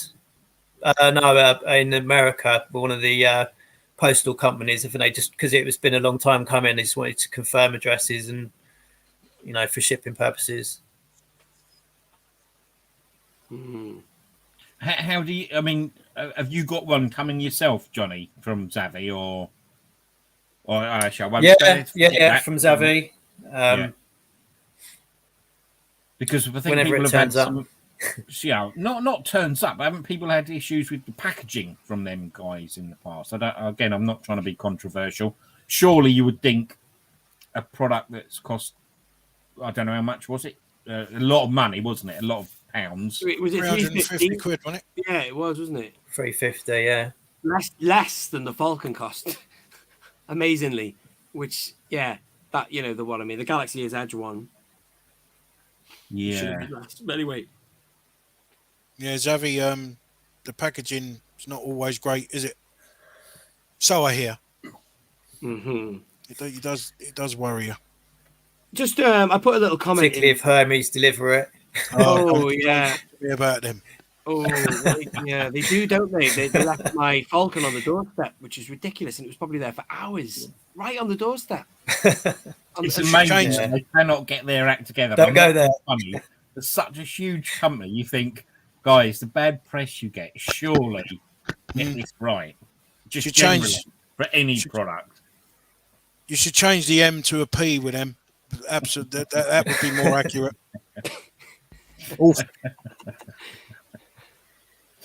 Right. Yeah, so if they cock that up, I think I'm going to sell up. Yeah, I'm a bit nervous about the day when shit arrives. I don't know. We'll have to wait and see. And I've got more. Well, yeah, I've got. I'll stop there. I'll say no more than that. Mike, you've got 4 coming. Am I right? I've got none. I'm afraid. Anyway, yeah, we're going to talk about top 3. Keep thinking, lads, about your top 3 HasLabs.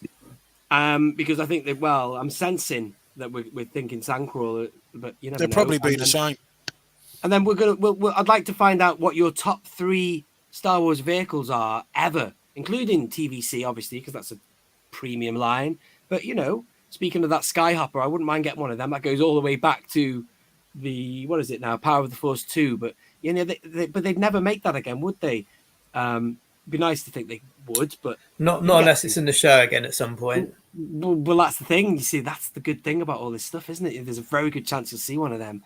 So are we ready for this HasLab thing, fellas? Let's do this. And we're going to start. We'll start with you, Johnny. Let's go with you.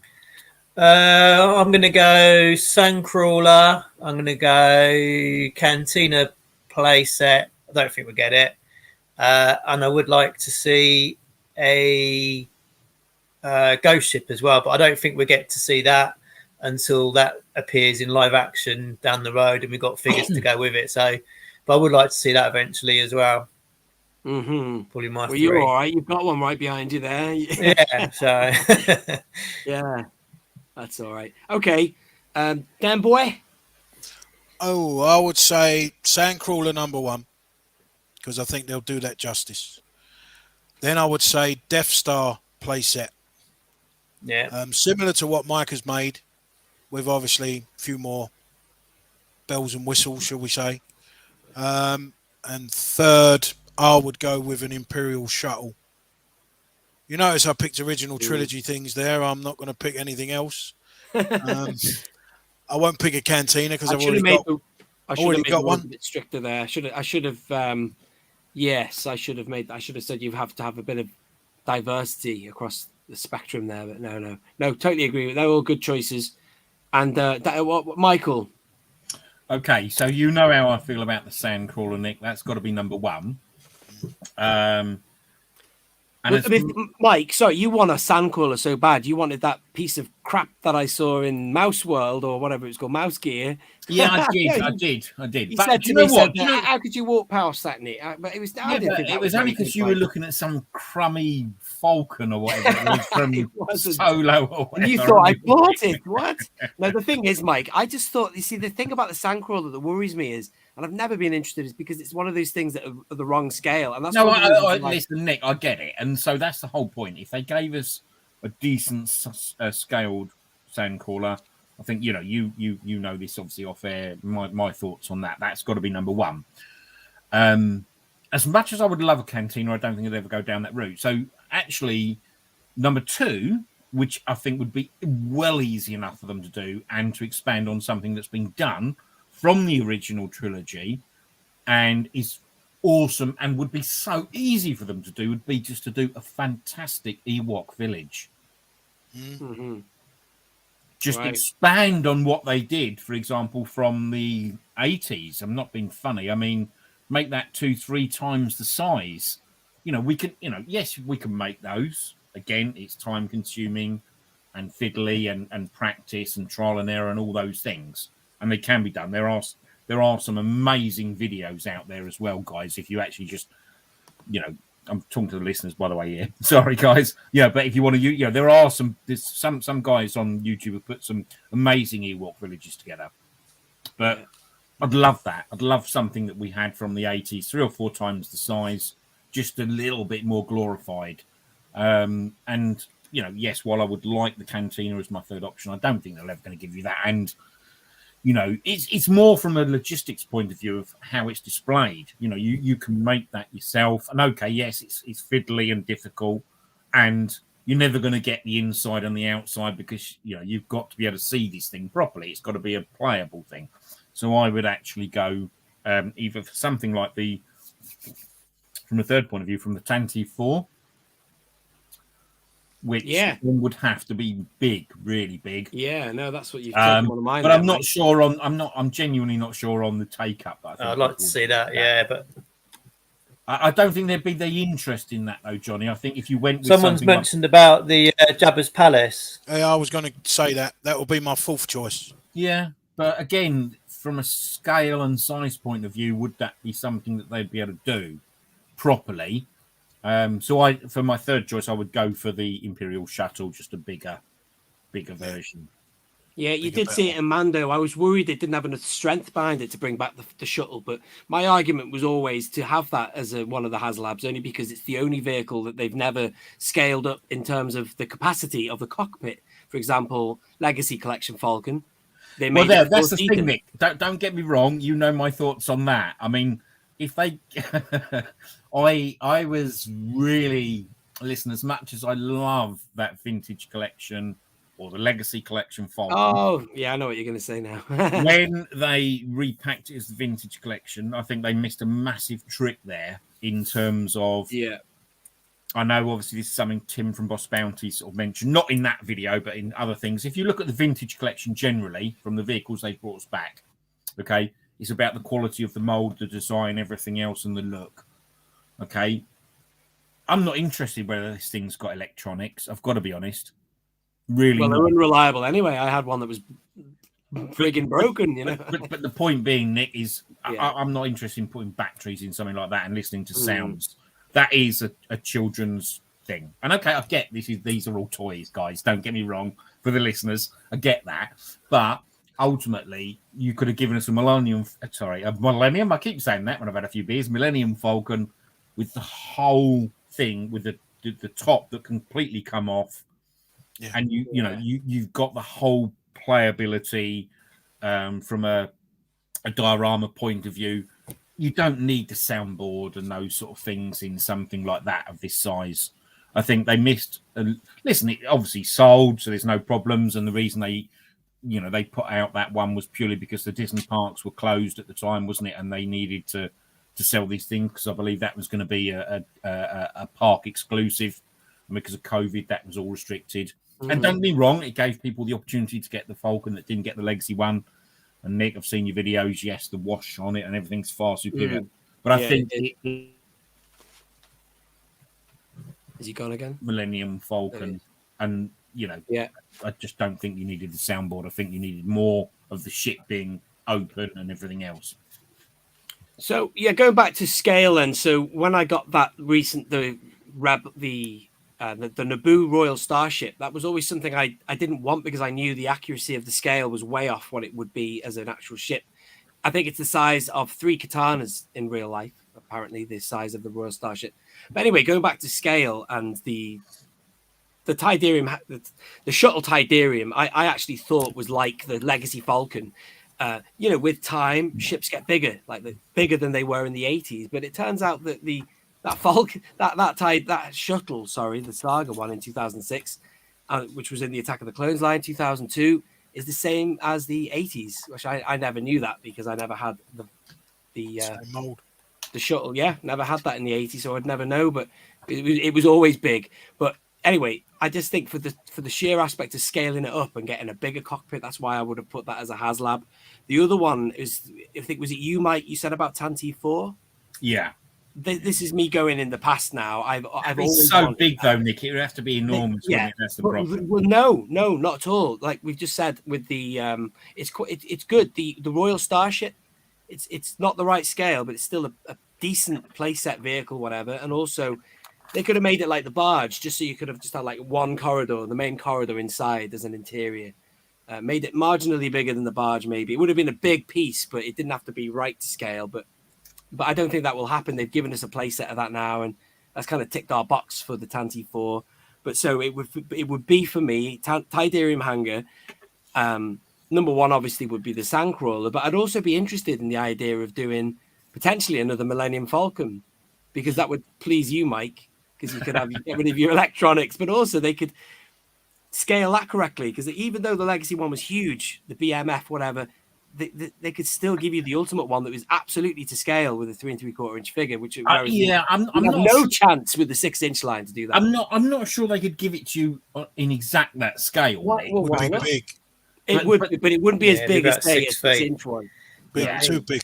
It would be too big, but they, I don't want them to do that. I just think that they missed a trick with. Look, again, we all get why they do this. Look, it's a business, on the secondary market. The Falcons, the Legacy goes for what, 450, 500, and they bought, the vintage collection one out, for 400, and I think it dropped to, on the odd occasion, didn't it, 350, I suppose. But listen, it was great that they did that, because it gave people the opportunity to get that vehicle, firsthand, that never would have had that. So no problem with that at all. And I also understand the reasoning why they did it. It's simple. They've got the cast and the molds and everything else. It's an easy thing to do. And so I don't really have a problem with it. My only issue, and I've always said to yourself, Nick, is the vintage collection now, in terms of the line from a vehicle and playset point of view. If you go back and you look at things like, the Rogue One, the Rogue One tank. It doesn't need electronics. It didn't need batteries. It looks fantastic. It does what it does. It just looks superb. I just think they could have adjusted the mold maybe slightly on the Falcon and given it so that the whole thing, the top, you could just lift off. Yeah, and then you've got the whole vehicle. You've just reminded me about the U-wing. That's a good ship, and that would be nice. Yeah, but there is. They might not do that. You could argue. You could go back and go, well, what? Daniel, your that center console you did for the control room for the Hoth Ice Planet is fantastic. If they gave you a decent Hoth Planet, I mean, as even something like that. Look, there's so many things, isn't there? That is the beauty of the Star Wars universe, isn't it? It is so diverse. I think. If you take a step back from what we were saying earlier, one of the reasons I think, Mando was so successful was, yes, it took you to Tatooine, but it took you to other worlds, didn't it, as well, that were familiar but new. And I think that's the whole thing with the Star Wars universe. So we're always looking for all these different things. But I mean, from a playset point of view, I think, we're all on board. The HasLab projects, they're expensive, okay? And, unfortunately, look, they're not available to everybody because money is a massive issue. But that is why, these things are crowdfunded. If you can afford these things and there are enough people to back them, they will get done. And, if they're not, then, unfortunately, it's like anything else, isn't it? I'd love to say, I want a Ferrari, but unfortunately, I drive around in a Mini. That's the reality of my world. I think they're in tune with us now, because obviously the success of the Razor Crest, they're going to be thinking, what else can we give these guys? Because they're obviously going to buy it. So I think we're in a good place, if I'm honest. Yeah, absolutely, Johnny. I mean, that's the amazing thing. I mean, I think from my point of view, I didn't, I wasn't in a position at the time to get one, but seeing the success of the Razor Crest on top of what happened with you know, the barge. I know that wasn't readily available. I know we've just loads of people have discussed this. Oh, we were very lucky, Mike, to get that. But you know, for them to open it up, it's just shown you, right? This is what the people way. want. It's absolutely, Dan. It is. This is what people want. You know, and you've got 27,000 backers for that. They know the 3.75 scale is the world building, and you know they've got to keep going down that route. So, fingers crossed, we will get the things that we like. And that, you know, the thing is I genuinely believe that they are listening to the fan channels like Nick's, like Tim's, like the other guys, like yourself, Johnny, Daniel. You know, they are seeing that there is interest out there, and I genuinely believe that, you know, they are listening to. I remember I said this on the last video when I was on with Nick. I did a video with Nick. I'm sorry, I don't want to repeat myself, but we talked about figures we wanted, and actually 5 or 6 of the ones we discussed in that original, we've got them. And I'm not saying it's because of that, but the point being is there is enough people in the community moaning about we want this, we want that, we want that. Somebody's watching these things. Big Brother's watching. Well, they have, haven't they? For all I still moan about there being well, I don't actually moan as much as I did about the Dooku thing, because they've ticked so many of my boxes. The only things I really want now that are left are AT-AT Driver and Dooku, really. And there's only one original trilogy character in that little twosome there. But I don't know. Dooku will come eventually, won't he? I mean, it's going to happen. Of course he will. I mean, they've done everything else I wanted pretty much now. Well, yeah, but you say that, Nick. I mean, that's just me, you know. But I'm just saying they were. No. I know. Done all the ones most of us wanted, you know, the original trilogy. But the original trilogy figures, for example, that we've had, and we're talking about the VC line as well, and we all adore them. Oh God, why aren't we getting a Luke Farm Boy? We will. Yeah, I know. It's coming. So, Dan. I really do. Is it Daniel? How do you know, Daniel? Have you spoken to them? It's coming. They're committed to finishing the 96. There's enough of us screaming about the 96. They will. We did get a Luke Farm Boy. We got that one. Sure they will. Yeah, we got that one. So they have kind of given us a Luke Farm Boy, but not the modern one that we so crave. That's a new sculpt, though, isn't it? People talk about, like, when you look at all these videos, and people, everybody does these, and they talk about the figures they like the most. And actually, believe it or not, the figure, okay, I might be slightly biased, of course, but my actual favourite figure ever is the Star Wars original trilogy, Han Solo. Is it the 2004 one or whatever it is? The OTC one, yeah, VOTC, yeah. Oh yeah, that's great figure. Great. You know, and it's not in the vintage line. They could make him chunkier, though. He was a bit skinny, that one. Was a bit skinny, but I thought the face sculpt, I just love the way he looked. I think the whole thing looked like... Brilliant hand. Do you know what? Closely followed by Han on Tauntaun. That is a... Mike, you like that one, Nick, do you? You like that one? Mike, you can make that VOTC hand better by putting the Stormtrooper hand head on it. No, really? Yeah, I think it looks a lot better. Does it? Obviously, I'm assuming you've done it, Dan. Or the Bespin. Sorry, the Bespin one. Sorry, my apologies. Not the Stormtrooper. I don't like the Bespin head. The new one, the repaint. I think the base technology is good. Oh, really? I think that VOTC 2000, whatever it is, 2004, man. I still think that is the best hand sculpt. They will do the best. The Stormtrooper, I think the Stormtrooper one, they were trying to make him look a little bit like Kylo Ren subtly, because he had a little bit of Adam Driver, the darkness of his hair. I don't know. I think that was that just look at him there. Just very quickly, but I'm really sorry to. There was a question for Johnny Star Wars. We're going to have that, but I also want to say hello to a few other people. Hi. Blacked Out Ewoks is here, the BOE, and then I've seen there's loads of people who are still with us, so thank you. And who was it? Jeff Morris. Here's your question for Johnny Star Wars. There, did you make your figure shelves behind you? They look awesome. I did indeed. Yeah, I mean, if Jeff wants to check my channel, there's a couple of videos where I show and talk about the units in a bit more detail. But I made them a few years ago, and primarily it was just something to display vintage collection figures or original trilogy figures in a dust-proof way. So I'll just give you a shot of those. But they do have. I'm so sorry, I'm not doing my job here. Full screen, Nick. That's all. I'll fan it, Mike. Yeah. So they do brilliant. This one. It's got the screen on it. These I took the screens off today, so not reflecting. But they keep the figures dust free. And they're based on the original card back minus the sort of figure bubble area. So that was the inspiration for building them, and I think the colour schemes was sort of reflected for the card backs as well. But I just like the way the figures display. Johnny. Yep. Childhood.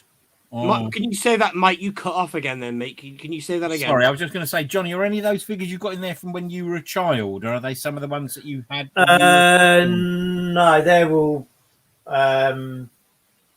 sort of vintage collection and more recent figures. I have got vintage figures that some of them I did have when I was younger, I guess. But these are all sort of, it's a vintage collection and VOTC figures and saga figures and different things. But just tried to get really the definitive version of each figure. Obviously, over the years, you sort of swap out different figures. So obviously, Lando Bespin's been upgraded. Johnny, still got my Can I ask you a question? Your carbon freezing chamber dio you've got there. Yeah. Can we have a look at that close up? That's the one Mike was on about. Is that right? Oh no, that's brilliant. That's the one that gave me the inspiration. That's the one to jazz up my one. That's great. Yeah. Look at that. So I did that because I was a bit disappointed with the Hasbro offering, being that you had to buy two. I think the way they should have done that was had the base as one unit, and the step bases, if you wanted to add those, you buy those separately. But what to build this and not have that illuminated, to me, was a bit criminal, really. It was, yeah. Definitely. So I think they missed the trick with that, really. I think that could have been so much, better done, really. Also, after the Jabbas Palace diorama is sort of the latest thing I've been doing. That's awesome, Johnny. That's got another part to it, but it's not on display. That still needs a little bit of work. So I was waiting to see what we see in sort of Book of Boba Fett in regards to that to sort of finish it off. I will say, the I think they call it a dais behind him, the barbecue thing, spit roast thing. That Luke, not Luke, what's his name? The fellow with the stormtrooper helmets. Yeah. The 3D print. Oh yeah. No, I think Ian Butler. No, yeah, Ian Butler. I think you got to be. I think you got to be bit careful there, Daniel. I think the design came from that Masai. Oh, Luke, is it Luke? Someone is designing. I was going to say someone is in the process of designing and getting one of those available for us to buy in the near future. Yeah, that was what I was going to say. I wasn't sure which one it was, but they're getting. Yeah, no, I think that's ready. I think I don't know where we stand on this legally. I think that the Masai models guy had done one. Somebody did, yeah. I think he designed it, and then I think, but I think Ian is working on something like that, I believe, which will be fantastic. Yeah, because something like that is just as easy. I mean, as much as everyone loves doing the model making. Something like that is probably just as easy to buy. Do you know what I mean? In terms of from a fiddly point of view, just making it easier for everyone. Let's move on, fellas, to the last segment, should we say? I did want to find out what your top 3 Star Wars 3 3/4-inch vehicles are, because obviously expected the Razor Crest. Can't wait to see what it's like. And so let's go with that then. What would your top 3 be? I think I did mention this earlier, so you've had enough think time, fellas. But in fact, I'd actually like to go first. Is that all right if I go first? Well, yeah. So the barge has got to be in there because it's such a beast of a piece.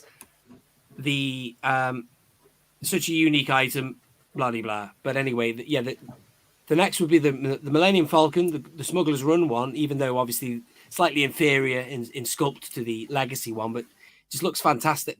Oh, well, we've just lost Johnny Star Wars. Don't matter, he'll be back. And then you'll be surprised with this, fellas. The Poe Dameron X-Wing, the orange one.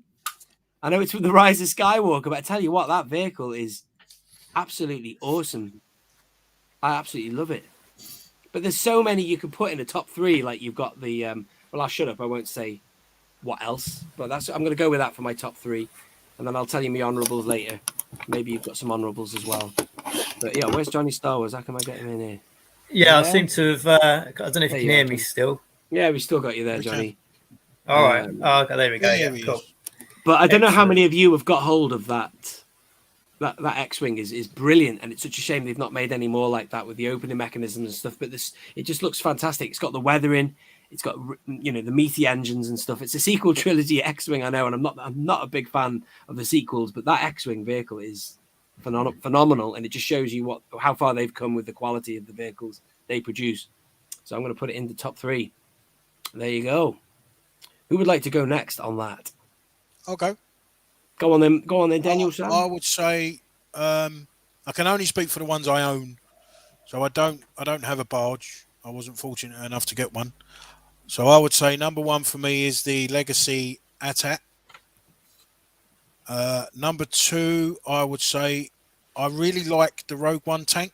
I think it's a brilliant vehicle. So detailed and it just looks great.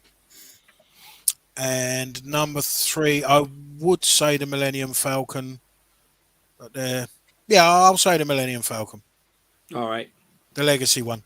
Now you've mentioned that tank, that was my honourable mention because that really is a fantastic. My honourable mention would be Luke's Land Speeder. I think that's a brilliant little vehicle. In the TVC one collection. Yeah, the vintage collection one. It's nice, isn't it?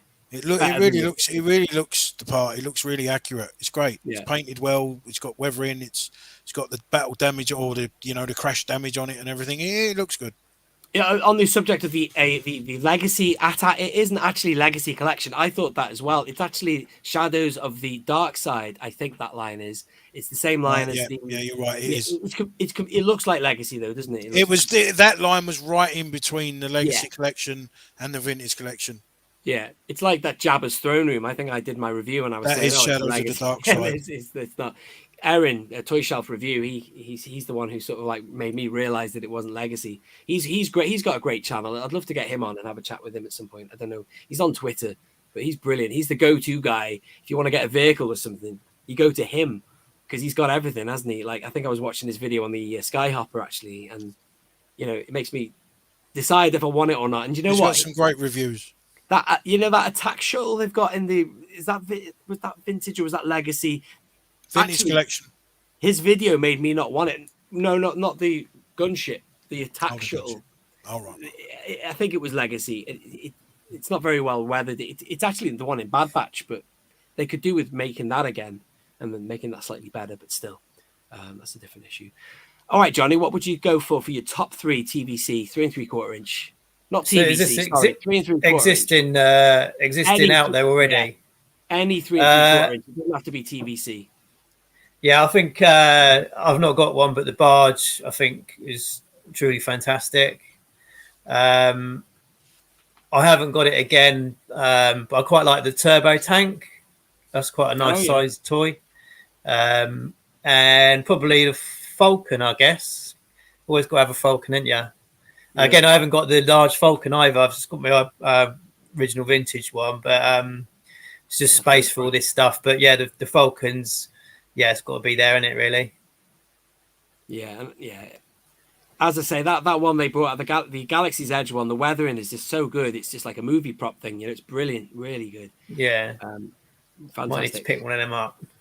And now finally, Mike, I'm really looking forward to hearing what you have to say because you have so many vehicles in your lockup. You've got multiple of everything. Yeah, but you're going to be so disappointed then here, guys, because the only vintage collection vehicle I have open is the Sand Speeder. Luke Sand Speeder. Can I clarify, Michael, the rules of this? This is not just TVC. This is anything. Okay. Any 3 3/4 inch. But I mean, in terms of vintage collection, the only VC vehicle I have open is the Luke Sand Speeder. Oh wow! If I was throwing a nod back, I would probably go with the original Millennium Falcon, which I still do have from when I was a child. And also, and I know this is very, very different because we're talking about VC. I don't have anything like the barge, like Nick, or like you said, Daniel, and the Falcon and that anything. But you do have it, Mike, but it's just not open. Right? I do have a Falcon, but it's not. No. You got a barge, yeah? It was just not opened. No, I I've only got a Falcon. Huh? No, I've only got a Falcon. You've got a barge, man. No, I haven't got a barge. What? No, I haven't got a barge. Have you sold it now? No, I never had one, Nick. You're winding me up. No, I'm not. And but my third piece would be the going back to the 80s, the original Star Destroyer. You know, they gave you that little bridge. Does anyone know what I'm talking about? I know what you're talking about. The little triangular shaped thing. Yeah. Absolutely. The grey thing with the black post and the roof. Yeah. I never had one of them as a kid. Always wanted one. Yeah. We're going to put your dioramas up in a sec, Dan. So we're going to have a look at your bridge that you made. I was going to say, now you mentioned the bridge, quickly going back to a HasLab or a play set. Wouldn't it be great if they gave us a Star Destroyer bridge? Yeah, that would be lovely, yeah. The Moff Gideon as you one. know, I made one. Look at that. Hang on, full screen. Hang on. It's foam core again, as I said. But look at that. That is awesome. And all the doors are nice. Wow, look at that. Let's go inside. From that angle there, that's brilliant. That's just an Instagram dream, that, isn't it? Look through the door. Look at everything that. is just brilliant through the door. You found something, yes, sir. You can think of that bit of Vader walks along the Daniel, you are a legend. That's amazing. And so you're how long did that take to make, Daniel? Sorry, what was that? When you send how long did that take to make, Dan? We'll review it. That took and own it forever. I worked on it bit by bit. I couldn't work on it flat out. I suppose if I continuously worked on it every day, that would probably only take a week. Ooh. It's just, it's a lot of cutting out. This is all that foam stuff. It's basically foam core covered with those foamy strips. Even these consoles are made out of foam core, similar to Frank's Diorama Workshop. He gives you tutorials on how to make the consoles and things out of foam core. Mike will know what I'm talking about. You will as well, Johnny. I just made the consoles and then I just covered them with the foam. It's just, and then the consoles inside the pit there, they're just, again, it's all foam, and then a little sticky labels. I just drew some red and black lines with a ruler and stuck them on just to make it look like a console. That's amazing. Yeah, that looks fantastic. So there's basically 3 materials in this, which is foam core or foam board, foamy sheets, and acrylic paint. That's it. And a biro pen to draw the lines on the consoles. That's it. Brilliant. That's amazing, Daniel. Congratulations. Thank you. Good work. There is a video on the channel of that. Yeah, I'm going to post some links to channels. I think, Daniel, you're going to be getting a few more likes on your channel later on. Well, it's much appreciated. Yeah. Very humbling. But there was a question then from, let me just go back on this while I'm just finding a few links. What figures would you like from Boba so far? Well, I'd want that. I know everyone's going on about him, but that Wookiee would be pretty cool. Especially, actually, Lau, you sent me your Tarful, a custom Tarful. You rated Johnny's already got one. Oh, hello. Yeah, he has. But Tarful, that figure you sent me was awesome, a Tarful, and that makes me want Black Chrysanthemum even more. 1 minute, let me just get Johnny's. So what about you fellas? What would you want from Fett to come next? We haven't even finished watching the whole thing yet, but still, what's floated your boat? The Tusken tribe are great. Her, the one with the tassel. Yeah. The one with the female with the long hair. The leader, I suppose. So a good custom of that today on Facebook. See someone do a good custom of that. I don't know if might have been 6-inch though. Right. Okay. Chrysanthemum, obviously, everybody's going to want a figure of him. Your RND Skynet, is that right, Johnny? Your channel. Does that ring a bell? That was the old one, yeah. It will link to it, I think. I've just posted a link to Johnny Star Wars'. Oh my god, the chat seems to have. Yeah, it's going quite well. You know, when everyone says, "Oh, this chat's jumped," I was just on something, and then you scroll for ages before you get to the latest. Yeah, there you go. That's Johnny's channel, and then I had yours before. That's a name I've not heard in a long, long time. Yeah. Well, it's still your URL, sir. Yes. Yeah, you can't change it, I don't think. You can, I think. I don't know. Maybe on the Google. I don't know. I've tried. Yeah, I don't know. Accounts where you do, AdSense and all that thing. Johnny Star. Oh, hang on a minute. What we're doing, Daniel Chart. Yeah. Sorry, I am killing the conversation there. Sorry, we were talking about something a minute ago. Yeah. So here's Daniel's channel coming up. Oh, look at it. How's that? That's a Terminator. What about you? Oh, wow. Jesus. God, that's one of my first projects. Wow. Yeah, can I put that big screen? Yeah, 2 seconds. That's on my channel as well. Leo, yeah, let's get down a minute. 1 sec. Let's get rid of that. Wow. You made that? I didn't make the head, but everything else I built. That's brilliant. That's get an IG11 or IG88 as well, man. I was very tempted to do an IG, actually. I've seen a few good ones of those knocking about. And the Battle Droid as well. I was thinking of doing one year. Yeah, I won't be doing those now. Yeah. That's brilliant, that is. Yeah, it's my security droid.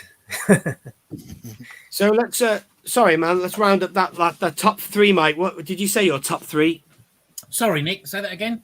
Top 3 vehicles. What happened there? We sort of only had one, I think, didn't we? Or did we no. I said. So I had the sand speeder. Luke sand speeder, and then I was going back to the Death Star, which they gave us back in the 80s. I know it was a really small, sort of playable bridge type of thing. And I'm only talking about things I can see, Nick. I'm not saying about things like you said that you may have or might not, or have open. And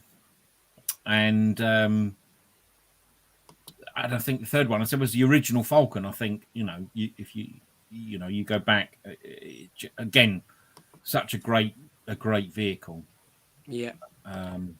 So. And then, we were talking about also. Yeah, sorry, we were saying about from the show. Has anyone not chipped in with what they want from Book of Boba Fett, figure wise, character wise? I think that. It's fair game, isn't it? Really? Yeah, I mean, I'd like them to obviously give us the. I'm sure we're going to get. They've just given it in the 6-inch line, haven't they? The Boba in his robes. I'm sure we're gonna end up with that. I think it depends. Yes, I'm sure we'd love some of those. I would love some of those other Sand people because of the different Tusken tribes. But you don't know what else is coming, do you? That's the only other thing.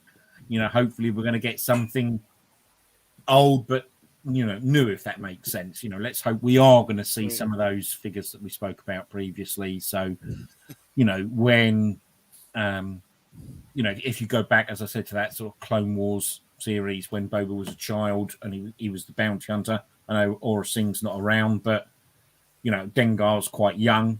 Boss was in there. The boss that we've had, was that in the VOTC line or was it something? I mean, don't get me wrong. I don't think you can probably improve on the figure, but it's something that we need in the vintage collection line. TVSC, the Vintage Saga collection, wasn't it? TVSC. Was it? Okay. Yeah. Brilliant. But I mean, an amazing figure. Can never beat that. Is repack that, isn't it? And stick that they would never need to improve that. No, exactly. Unbelievably good. And IG88 is so good as well. In fact, I put him next to my IG11 and there was no contest. IG11's a good new figure, but I tell you what, that one from 2006, whatever it was, or 2007, excuse my French, it pisses all over it. Yeah. It really does. It looks metallic, the whole works, it's brilliant. But again, like in terms of the new figures, Nick, from what we've seen so far, they've got to give you that, they've got to give us the black chrysanthemum figure Chrysanthemum. Sorry, chrysanthemum. You know, that's all right. I don't mean to correct you. I'm sorry. I don't even know if I'm that's saying all right. I'm 6 beers in, Nick. I can be excused. 6 beers? Is that why you're on bloody not showing your face? I've been dying for it. I've not had a snifter all night. I would have liked to have a beer myself. I'll have to have one in a minute. So we'll have a chat backstage as well, fellas. We'll say goodbye there. But we have done a couple of hours there, fellas. It's been an absolute pleasure. Thank you for joining me. Thank you. The chat thoroughly enjoyed amazing. Thank you. Brilliant. Really do appreciate people watching. We were going head to head with like the likes of Bosk's Bounty, Jan Miko, and Bantha School and all that lot. We were doing the stream as well. It was just the way the cookie crumbled. It was a shame, really. I wouldn't have minded watching that stream as well, but still, we'll catch it on catch up as ever. And if you are watching this on catch up, thank you. And if you're watching it live now, thank you very much. Brilliant. Should we leave it there? Thanks for watching. Yeah. Thank you. Thank you, guys. Thanks for Cheers, having me. guys. Thank See you you again, later. fellas. See you soon. Bye-bye. Take care. Only one Kenobi. Only one out. Yeah.